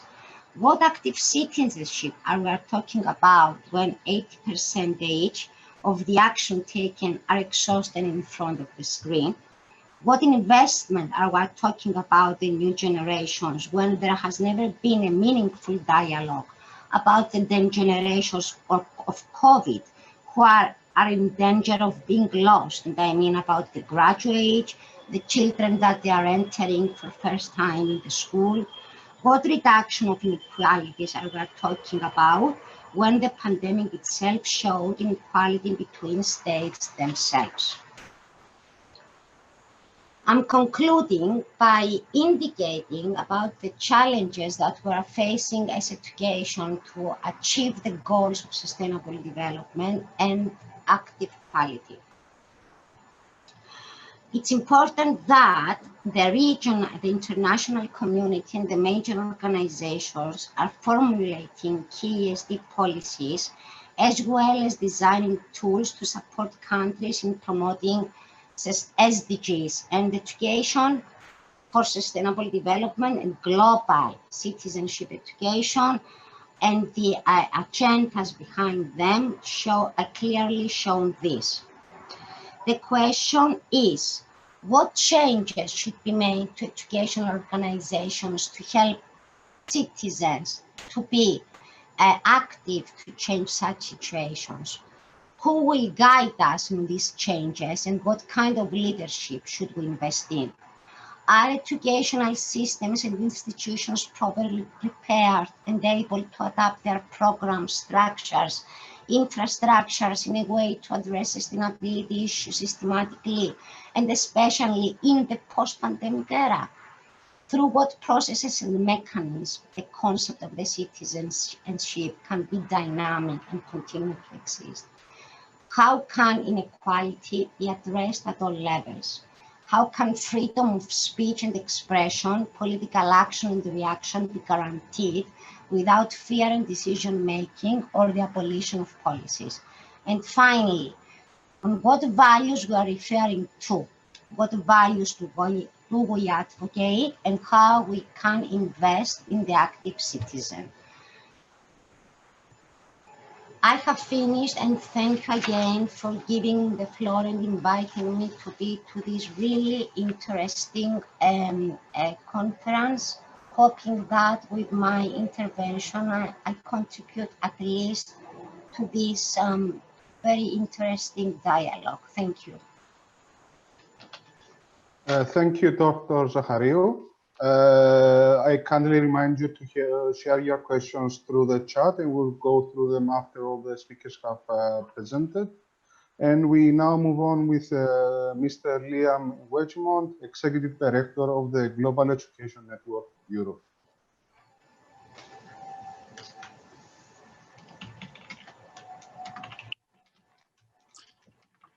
Hi, good morning. And I'm going to just share my screen. And first of all, I might begin by asking the organizers, can you see my screen? Is that okay? We can see your screen, but we kindly ask that you, oh, yeah, now it's perfect, thank you. Excellent. And first of all, good morning. And I begin by asking, how are you all doing? I cannot see you all. If we were all together in person, I'd ask you all to stand up and reach for the ceiling, but I did that once in a virtual setting and it really doesn't work. So please don't stand up, but if you feel like reaching for the ceiling, then please feel free to do so. And I start by thanking the organizers for the kind invitation and also for the challenging questions, and also thank my predecessor speaker, Arabella, for the excellent and challenging questions that she leaves us with. I'm going to say something about who we are in GEAN, why we use global education as an umbrella term, and I'm going to deal with two of the three questions that the organizers have asked us to focus on, but I may turn them a little on their head. So for those of you who don't know us, GEAN, we're the network of ministries and agencies with national responsibility for global education in European countries. And we have one simple job. We bring together policymakers to ensure that there will be increased and improved global education through networking for policy learning. We have a vision, and we also do quite a bit of work in the process of bringing policymakers together. If you're involved in policy research, I'd suggest that you might have a look at our website, as there is a deadline coming up in 2 weeks for some support with the European Educational Research Association. Can you hear me okay? Is this all right? Yes, everything is good. Excellent. So that's who we are. You can find out more on our website if interested, or in follow-up. But we use the term global education, and we draw on the Maastricht definition of global education, which I see that Arabella has also drawn on. And we use this common definition of global education from the Maastricht Declaration to enhance policy coherence. And so delighted to address a conference that's focused on policy coherence, because this is at the heart of what we do in GEAN.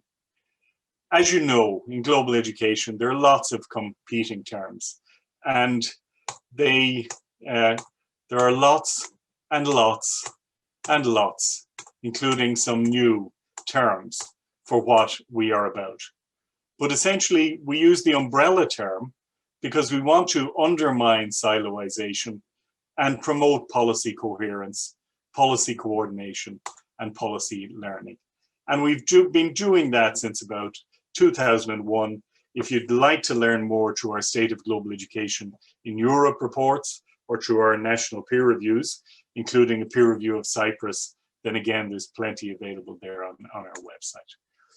But these differing and complex understandings of what we consider to be the tributaries of global education have something quite simple at their core. they always involve a focus on justice and other good things. They always involve an analysis that links local and global dimensions of issues, and they're always involved in an educational processes that is participatory, if not emancipatory. And they have an open horizon. So that's an oversimplification, of course, but that's what global education is all about from our perspective. But it can also be understood as an educational response to the realities of the world as we know it, a foreign and international policy requirement, which does also pertain to ensuring critical public engagement, not only with development policies, but with broader foreign policy. And it's also, from an educational perspective, a curricular prerogative. And I want to come back to that in regard to how we look at the relationship between global education and education. Because frankly, if there's not global education at the heart of it, then I would argue that it's just not education for our contemporary local and global context. There are certain things that global education is not. And I think that we can, there's a danger of falling into the trap of thinking that global education can be at the service of a political agenda or a vehicle for particular worldviews or the way of getting our messages across, even if they're good messages, but that's not global education. And it's certainly not something that can be straitjacketed into a 3-year project or log frame matrix, as I think many of us know, but many of us are forced to think that way. And it's none of those things because it's about education. It's not about brainwashing. Now, you may have noticed that I'm not speaking about policy coherence for development. And I'm going to continue to refrain from speaking about that because more and better global education definitely leads to more critical public engagement in development policy. And therefore, it is a prerequisite for development policy coherence. But frankly, global education is far more important than that. It's at the heart of the relationship between how people learn, what they learn, how they engage with others personally and locally and globally, and how they learn how to change the world. So essentially, a broader educational and foreign policy vision than that of the limited frame of development cooperation has always underpinned global education. And I may say more of that anon. So when we talk about policy coherence, we're basing our understanding on about 20 years of policy coordination and policy learning. And we would suggest that in our experience of the limited field of global education, that before we talk about policy coherence, there are some pre-requirements, such as a common policy language, common value base, and that policy coordination and openness to policy learning are required before we even begin to talk about policy coherence. And we've done a little work based on the insights of Professor Peter Nedergaard from the University of Copenhagen, and are continuing to work with him on looking at how policy learning actually takes place in committees of policymakers. And there's one thing that I'd really like to point out, and that is that that we learn more in a policy context from failure than we do from success.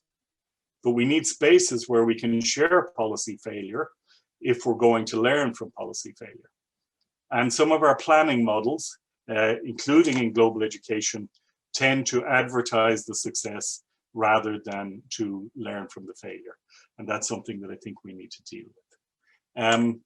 I have been asked to say something about what global education has to do with education system change. And it's a very good question. Some years ago, Jean, working with our colleagues in the Finnish National Board of Education, began to deal with this issue as we accompanied our colleagues in their process of transforming their curriculum. And they came to the conclusion, along with others, these conclusions can be found again on the GENE website under the ESPO conclusions. What they said was that education must put global education at the heart of learning if it's to be considered quality education. So what I'm suggesting is that we have to begin to refrain from arguing that this is a benefit to education and begin to recognize that from an educational perspective, if it's not got global education at the heart of it, then it's not good education. And what does that mean in terms of educational system transformation? Well, our colleagues in Finland back a few years ago identified a number of areas. So global education crucial in national education system improvement, in curriculum development, in teacher education, in the improvement of school practice and the development of educational landscapes. And building on these perspectives and working with many other countries, again, you can see some of the basis for this in our State of Global Education in Europe report, and also in our peer reviews. We've also seen that ministries of education and their agencies are engaging with global education and ensuring that it has a crucial role to play in areas such as the integration of student voice and student democracy. We know of good examples of this from Cyprus. In the improvement of school practice and learning culture, in the development of education and landscapes and also learning communities, in processes of school self-evaluation, etc., etc., etc. And that is just in regard to formal education and school systems.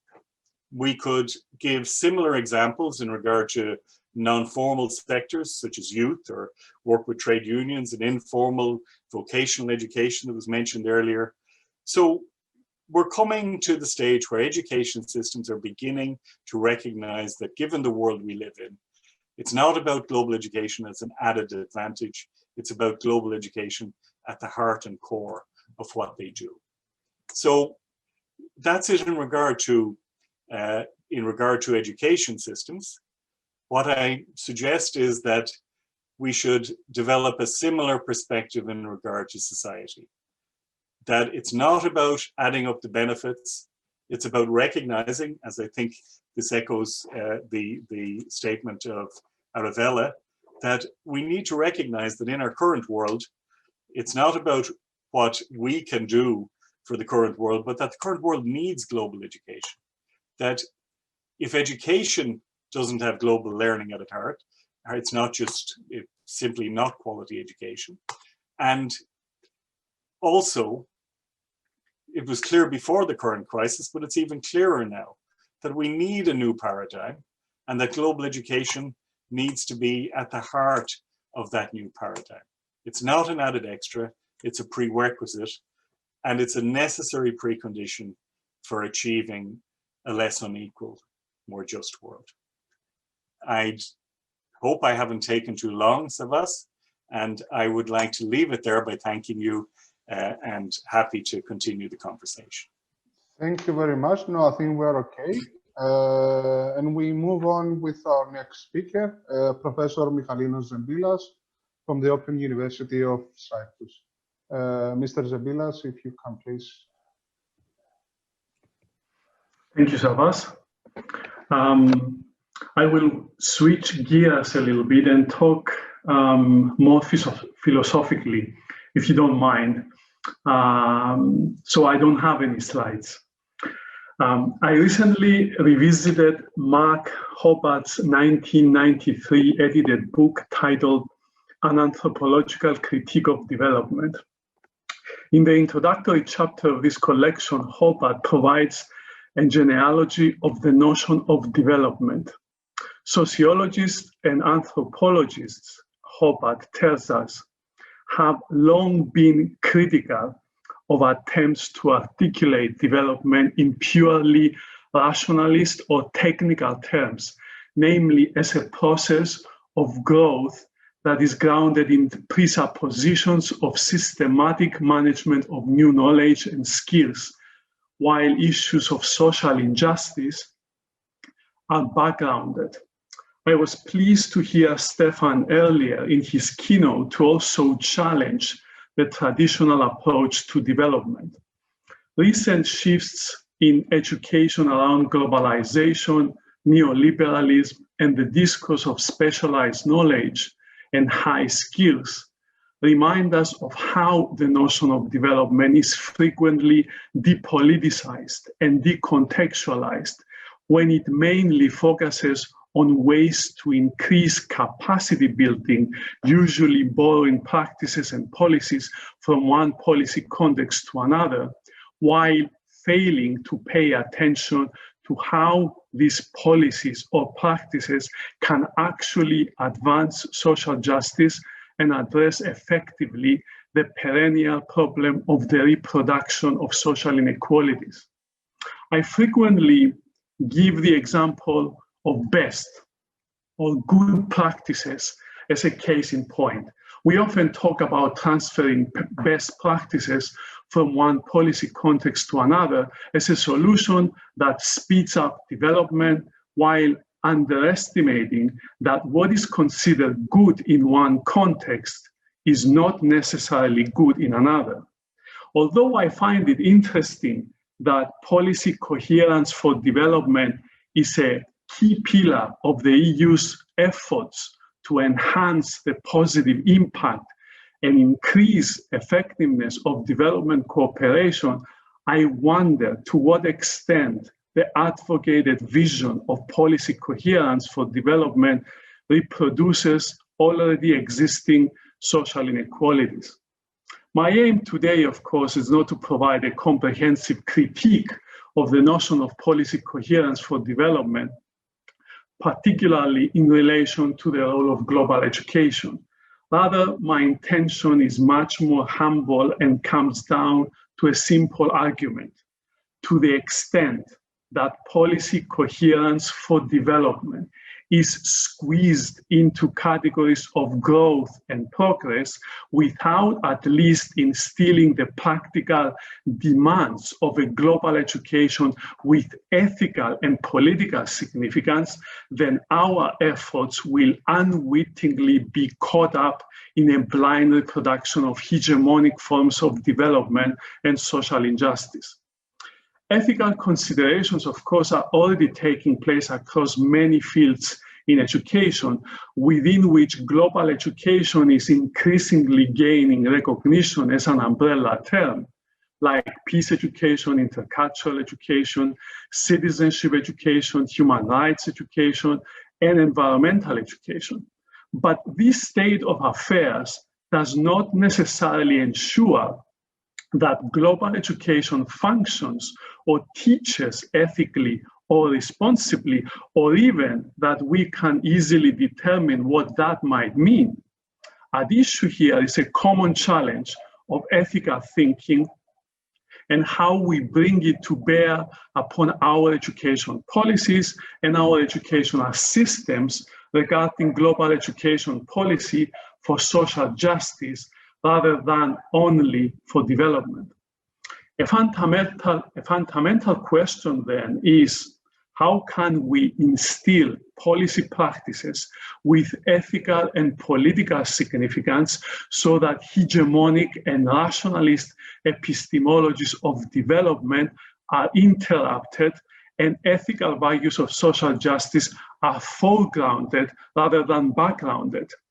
These are theoretical dimensions that are desperately needed in policy coherence for development and global education if we wish to move away from instrumental and rationalist discourses that promote development through global education.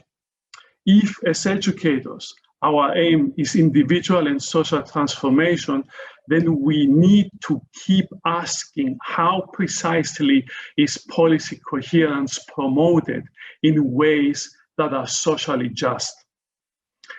I believe it is clear by now that perhaps the biggest failing of the MDGs was their lack of critical analysis of the fundamental causes of global poverty and social injustice, particularly the persistently high levels of regional disparity in wealth, employment, infrastructure, and education within the global South and between global North and South.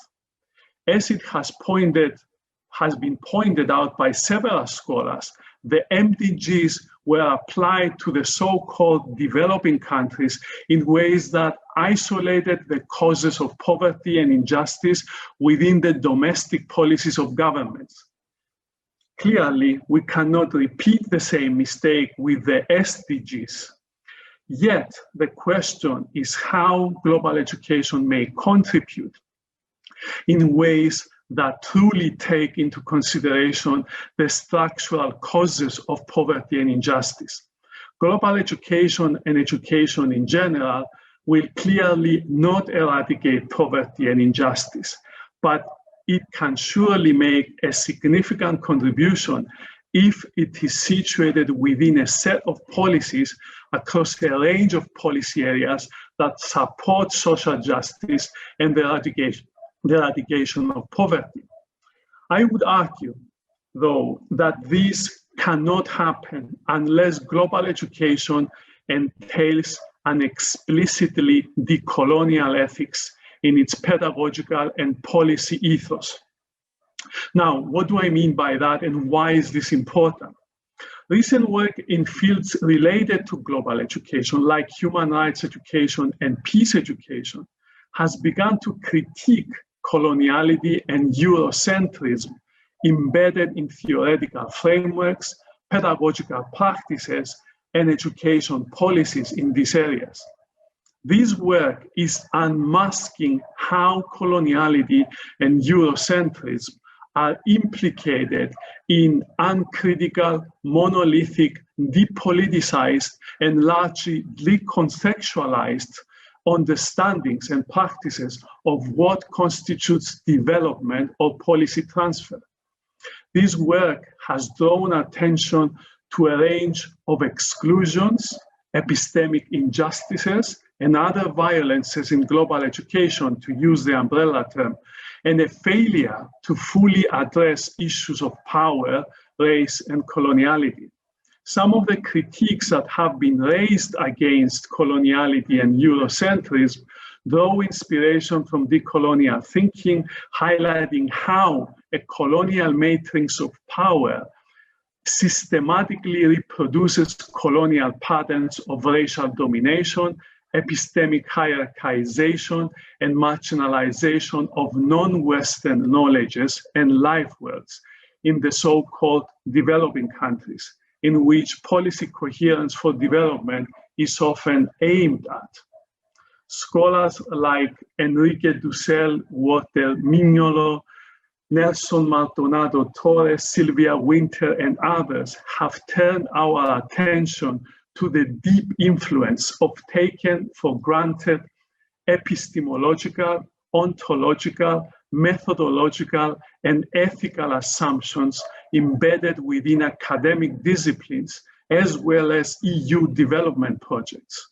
What I would like to argue then is that a fundamental part of the ongoing project of decolonization, which I think is inevitable if we as Europeans want to be honest with ourselves and with the rest of the world, is the task of incorporating decolonial ethics into our political and educational projects. What does this mean? Decolonial ethics does not simply recognize the values of intercultural dialogue and cultural differences as liberal, multiculturalist, and cosmopolitan orientations emphasize. Rather, decolonial ethics imagines a set of ethical orientations that confront conventional assumptions about culture, history, and politics, and challenge the normally uninterrogated consequences of coloniality and Eurocentrism in European discourses, politics, and practices. In this sense, the task of developing a decolonial ethics is essentially a project of unworking the ethics of coloniality and Eurocentrism within our politics, our policies, and our everyday lives. Therefore, decolonial ethics is distinct from and critical of the ethics implied in liberal, multiculturalist, and cosmopolitan orientations that circulate in many fields, including human rights education, peace education, and global education, as well as many EU development projects. Decolonial ethics may share with these orientations a refusal to circumscribe normative commitments to knowledge, politics, and culture, yet it differs from them by virtue of rejecting fundamental principles of Western notions such as individualism and universality in favor of other values such as border thinking and pluriversality. Border thinking highlights the contributions of subaltern knowledge producers who are in the borders or margins, whereas pluriversality emphasizes that there are pluriversal values, that is, values which emerge from dialogue across multiple places, cultures, and visions about the world. I argue then that interventions in global education that aim to decolonize understandings and practices of policy coherence for development will inevitably have to address the question of decolonial ethics. However, this task will not be accomplished by merely incorporating elements of decolonial critique or quote unquote translating these attempts into our familiar ethical theories or familiar ways of doing global education. Rather, we would need to create a new language of ethics in global education, a language that moves beyond Eurocentric ethical theories and emerges from within the experience of the colonial wound, a language that enables envisioning new social and political imaginaries to the ethical problem of how to struggle against violations of rights and reproductions of social injustices. Although human rights education, peace education, and global education have historically claimed an ethical mission that has attempted in the past to articulate responses to the ethical problem of togetherness in the world, both conventional and even more progressive approaches have been generally unreflective about the ethical implications of coloniality and Eurocentrism, not only in these fields, but also in our policy initiatives for development within and beyond the EU. Global education is a small piece in the post-MDGs puzzle of global development policy. There are larger policy questions that loom over EU countries as well as countries beyond the EU: illegitimate debt, illicit financial flows, unfair trade rules, climate change, and corporate power. Many of these problems have their roots in the global north and are related to neoliberalism and forms of neocolonialism. Lacking the critical capacity to analyze and name the fundamental causes of poverty and injustice will unfortunately lead us to the same kind of unsatisfactory conclusion as the MDGs. Hence, if there is one fundamental contribution that global education could make, is the awakening of this critical consciousnness that involves drawing students, citizens, the public at large into engagement with the structural causes of poverty and injustice. This includes persuading the development sector and policymakers to take a larger view of the development process, one that entails a decolonial ethics lens. In closing, I would like to remind us what philosopher Michel Foucault once said about the job of the intellectual, the job of the educator at all levels of education, I would add. This job is, and I quote, to question over and over again what is postulated as self-evident, to disturb people's mental habits, the way they do and think things, to dissipate what is familiar and accepted, to re-examine rules and institutions, end of quote. The gesture of even posing ethical considerations about policy coherence for development in or through global education, as I have tried to do in the short time that I've had today, may not oppose the regime of development or coloniality. However, it may begin to gradually mark its undoing. Thank you very much for your attention. Thank you, Dr. Zambilas. Thank you for this very interesting presentation speech. We now move on to our last, but definitely not least, of our speakers of our panel, Mrs. Lydia Pavic-Rokovic, Director of the Organization for DRAS, Sustainable Community Development. Ms. Lydia. Hello, thank you very much, Savas. I would like to thank organizers for inviting me and my colleagues from Split University, because it's a very interesting conference and a lot of new insights, but also there are, I would like to congratulate on your projects. I looked at the page and it's really a lot of useful information. Now I would like to share the screen if I have permission.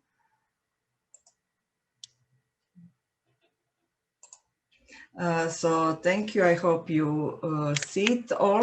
I will talk a little bit more focus on what we are doing in Croatia in the field of synergy of formal and non-formal education for sustainable development, because that's something that we try to develop in Croatia, and starting from the non-formal education, because I work in civil society organization for last 20 years, and since 2003 we have a training program for sustainable local development, and we are not focused just on civil society, but also for to private and public sector.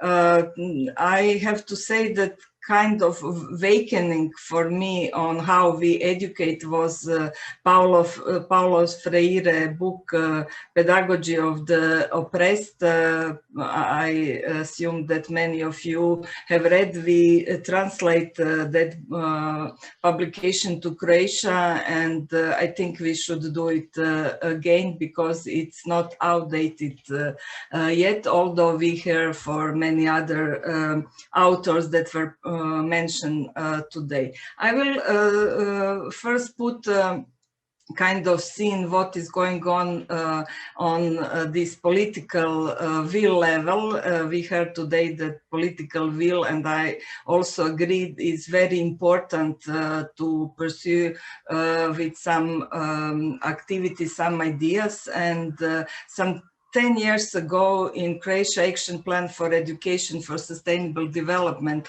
was adopted by government. I was, let's say, lucky to be an expert and to lead the process and prepare the draft text. And in that time, together with my colleagues, we thought that even when we talk of government action plan and policy, it should encompass non-formal and informal education. And at that time, we also thought of policy coherence, at least at the level of education for sustainable development. We didn't have SDGs, and then that time, but of course we understood that it's not just environment or some of the policies, that it should be comprehensive and overarch area of work. You see some other chapters that we put in that action plan. Unfortunately, it was meant to be a tool for implementation of sustainable development strategy, but with the change of government and new ministers, it was forgotten, and that's very often situation I think some other colleagues mentioned. Some new light came with the strategy for education, science and technology, when there is this shift from content-oriented to learning outcomes and to competence for development. I think competence development, I think it's happening in all countries. We also are in the process of a long process of curricular reform with many ups and downs, but finally I think we are coming to what is important, at least at the policy level. Now the implementation is important, and this process somehow, which is promote principle of values of sustainable development, open the possibility for cooperation among different sectors. And the last thing that really help us is this cross-curricular topics that were developed. One of them is sustainable development.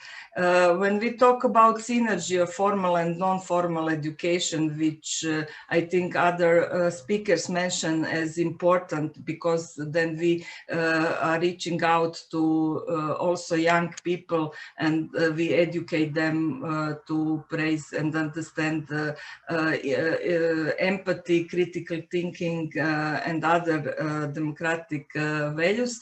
And in Croatia, mostly initiated by civil society organizations, and formal institutions enter to that field usually on the invitation to participate in different EU projects.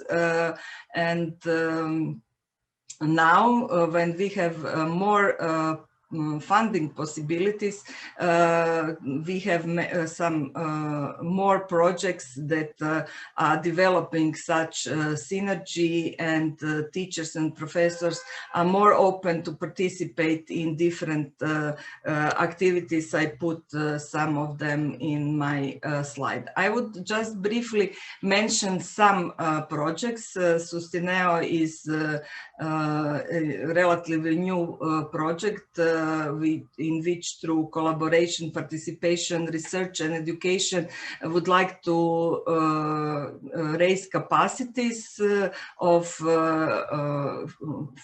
institutions, faculties, but also civil society organization. As you see, we have 2 faculties and 8 associations in this project, but we would also, of course, have more participants, more stakeholders in this project, and we aim jointly to influence policies to be more friendly towards ideas of sustainable development and, of course, policy coherence.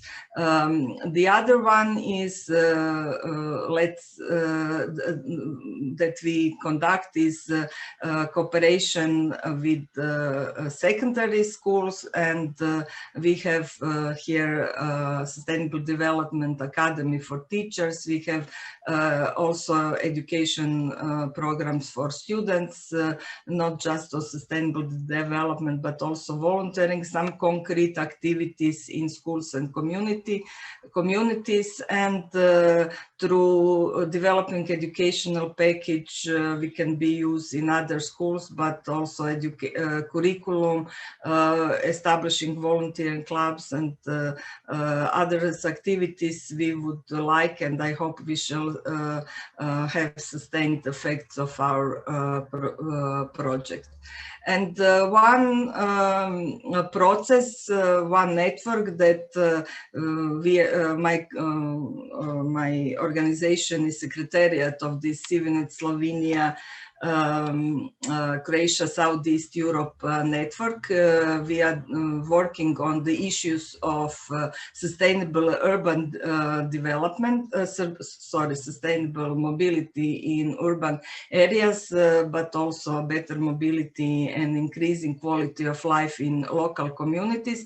And this is, let's say, a unique process in two countries that I knew, and Western Balkan countries, and it's not political, it's really dedicated to sustainable development in the area of mobility and quality of life. And we involved really different stakeholders, starting from cities, ministries, associations, institutes, but also different faculties. Through this, we really again push the educational synergy of faculties and civil society organization by gathering different faculties. You see some of them, and we create together programs for students and help students to work in interdisciplinary teams on solving concrete problems in the communities. And this is a really unique experience for all involved, because there are not so many such activities. Even our educational system and faculties work in silos pretty much, although the situation is really better and better in that sense. I just mentioned these three examples. We have more, like implementing some other activities with other schools, with other civil society organizations. And for the end, I would really like to stress that civil society can contribute to formal education through different activities. For example, lately we organized several panel discussions in which for the teachers and professors, and we invite also decision makers from, for example, Ministry of Education, but also professors and educators.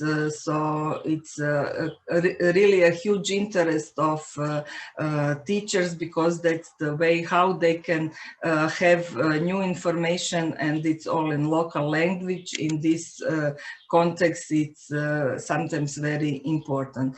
And last slide, we produce lots of educational materials. For example, in October 2015, we already publish information on SDGs in local languages, and also SDGs as the comics. We develop different educational packages that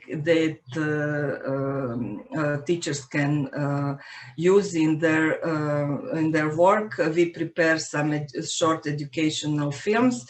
For example, recently we organized a competition for children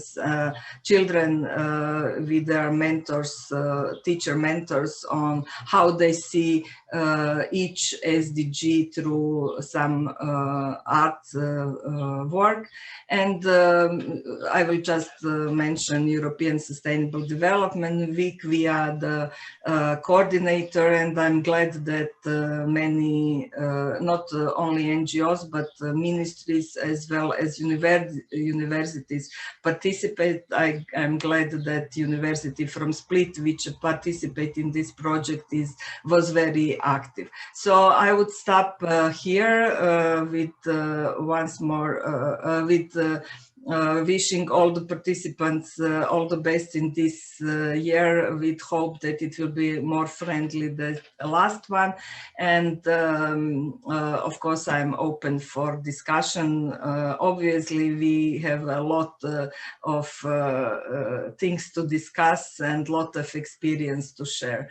I agree that just transferring the experience from one to another place is not always the good idea, but it can be inspirational, and that's why I think projects and these conferences like this one is very important. So thank you for the attention. Hope we shall have some time to discuss. Thank you, Ms. Rokosic, for your presentation. Just a small remark, we're gonna be delayed for 15 minutes in our workshops in order to give time to answer some questions and for a brief discussion on the points raised by the panel. I would like to begin with the first question that is, that is being addressed to us from Mr. Wedgemont. Basically, the question is, how the levels of widespread development of global education can be better fostered and improved, and in particular in regards to the school curricula and programs.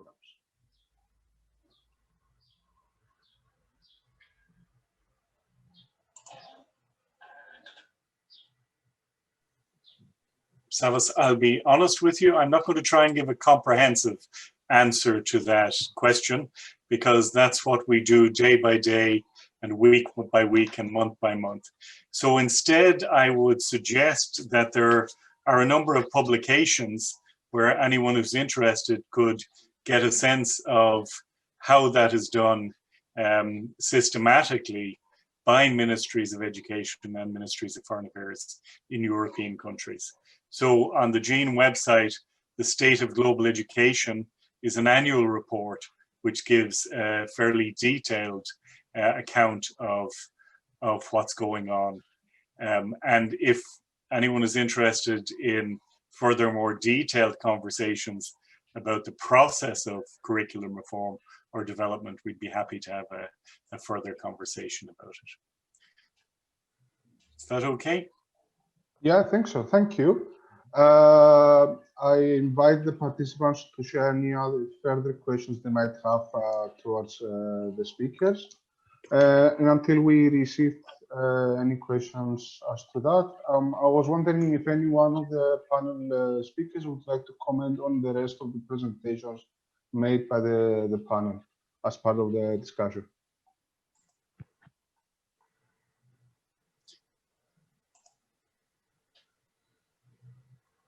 Yes. Savas, I'd be very interested in, first of all, in thanking Professor Zembelas, I hope I'm pronouncing your name correctly, for his very interesting presentation. I would tend to agree with him that we need a far deeper philosophical conversation if we are not to be counterproductive. But I would disagree with him in regard to one perspective that he shared, because I do believe that global education, human rights education, etc., have had strands of decolonial thinking, at least since the 1990s in some countries in Europe. And I think that the idea that this is radically new and very recent is something that I would question. So I throw that out to start a conversation. Yes, if I can say something, do you hear me? Yes, yes. Okay. I think that we tackle many important issues today, from the political will to do something to the bottom-up approach that we see in the civil society, but also educational institutions are more working on that as well. And as it is important to educate young people, not just educate, but upbringing in a way that they understand and appreciate some values. In regards to coherence, policy coherence, I think it's a very important issue, because it's influence how the policies are implemented. I was part of the work of Concord's Hub for Sustainable Development, when they really work a lot and still are working on policy coherence. And I think this kind of networking that we have here, it's important to spread the idea and to influence on policy makers, not just to have it in their minds, but to really implement it. Therefore, I think that we should maybe think of another broad and joint project in which we can continue this work. Or I think we met today many people that are working on the issues, and we can also have further communication and cooperation in the future. That's why I think this is very important, such events. Of course, I would like to stand up and stretch with all of you, but maybe in few months' time. Thank you. I'm wondering whether Michalinos would like to comment on Mr. Wetzimon's question, but also we received another question, I think it's directed to you, from Mr. Max Zimani, asking whether there is if you are aware of any coordinated systematic effort to decolonialize school literature.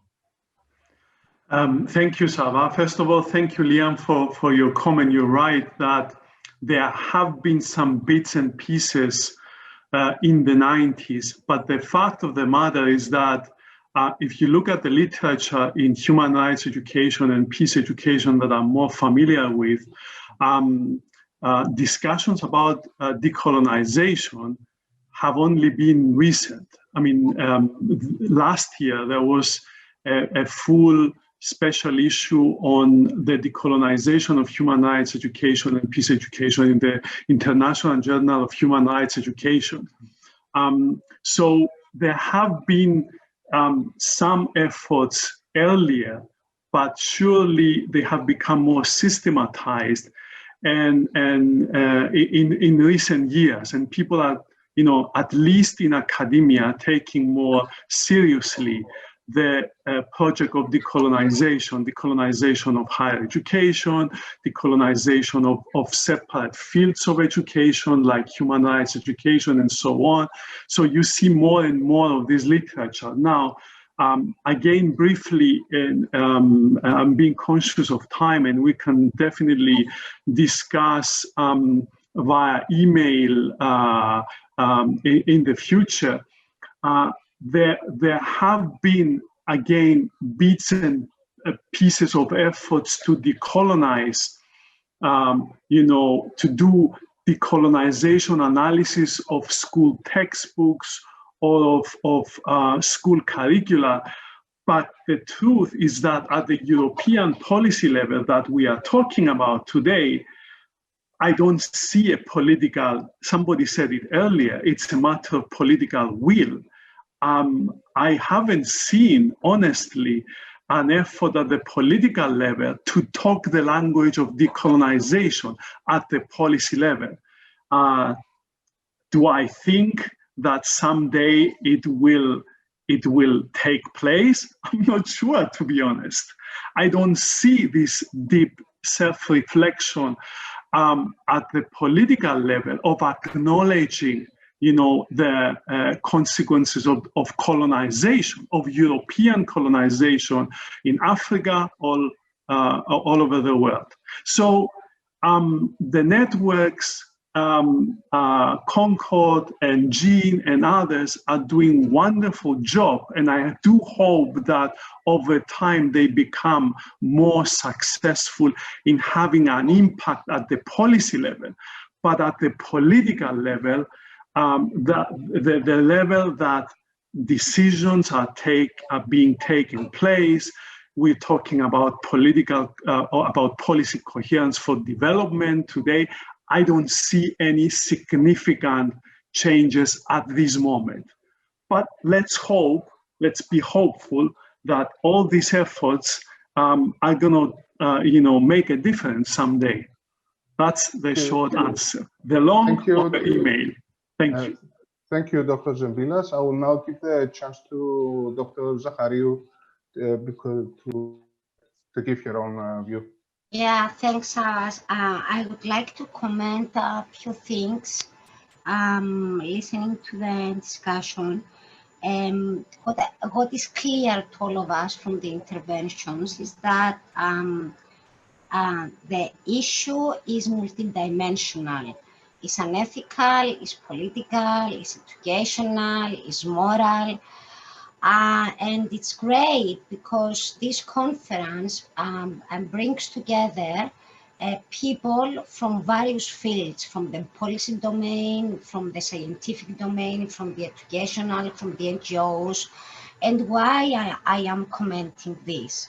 At the end of the day, the whole discussion is how we can create a planet, the globe and the humanity that will be deliberate and will demand and the responsibilities that has and will have a role to the decision making and all this. Many of you mentioned the part of the critical thinking.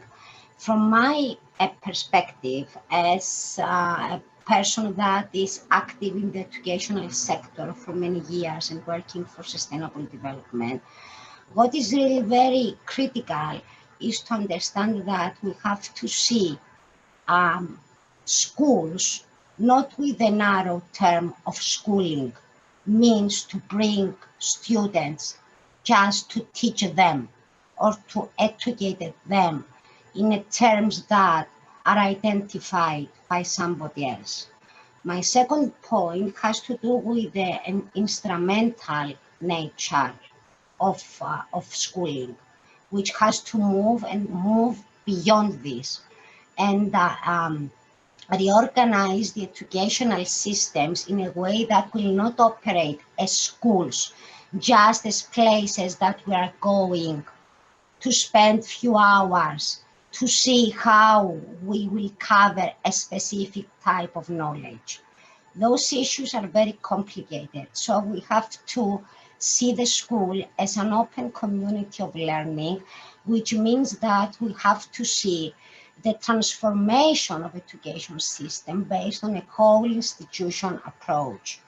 And this is something that has to do, I'm not sure if I can translate this in English, but in Greek language, we have two concepts. We have the word pedia, which is the cultivation of anima and spirit, which has to do with an intellectual level which exceeds the knowledge. And we have an ekpedevsi, which means education, how we educate people to acquire this culture, this pedia. I think that all those deficits and gaps has to do that we have to go back to the roots to see what we want really from the education systems. Do we want pedia or do we want just an education that will prepare the people that somebody else wants for us? Thank you. This was my comment. Thank you very much, Dr. Zachariou. Because we are really running out of time and we need to move ahead with the workshops, I am terribly sorry for not giving the speakers more time to continue this very interesting discussion. So I don't know if you have like a very, very short statement of 30 seconds, 1 minute each to close it down, and hopefully we'll have the chance in the near future to reconvene and have a similar event to discuss this kind of issues. Who wish to go ahead first? I'll be very brief. Thank you. Thank you for the opportunity and for the work you're doing. I would just like also to thank you and agree with what Professor Zahariu mentioned, and that's that the school is not just a place where you spend some time and go home. Through our projects, we show that educators in the school can learn from us, from non-profits, and vice versa. I was teaching at the faculty on sustainable development in participative way, what is mentioned as important. And through our projects, we also work with children that they organize activities in their school, in their communities, the volunteering, and to really understand and develop empathy and some other important values for sustainable development. So thank you once more. Thank you very much. Dr. Zardilas? Thank you, Sava. I don't have anything further to add. Good luck with the rest of the workshops. Okay, thank you. Dr. Zahariu?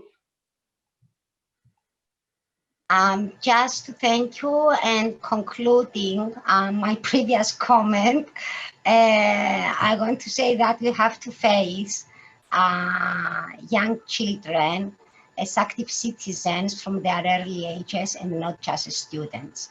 If we confront them from their beginning of their life as active citizens and not as a next future generation, I think things will be better. Thanks to all of you. It was a great pleasure for me being with you. I want to say special regards to Liam, a very good friend of mine, Haralambos, Michaelinos, and I'm really appreciated and gratitude for being with you because I met a great and excellent colleagues which I didn't have the chance before. Thank you. Thank you very much. I would like on behalf of Quartet and the InterCap projects to thank you all for accepting our invitation and contributing to such an interesting event.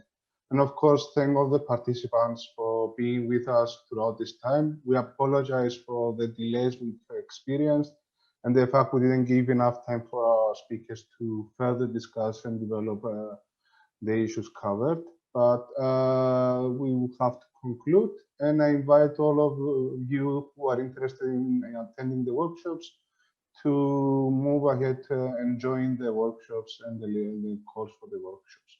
Thank you very much, everyone. Have a nice day. Thank you.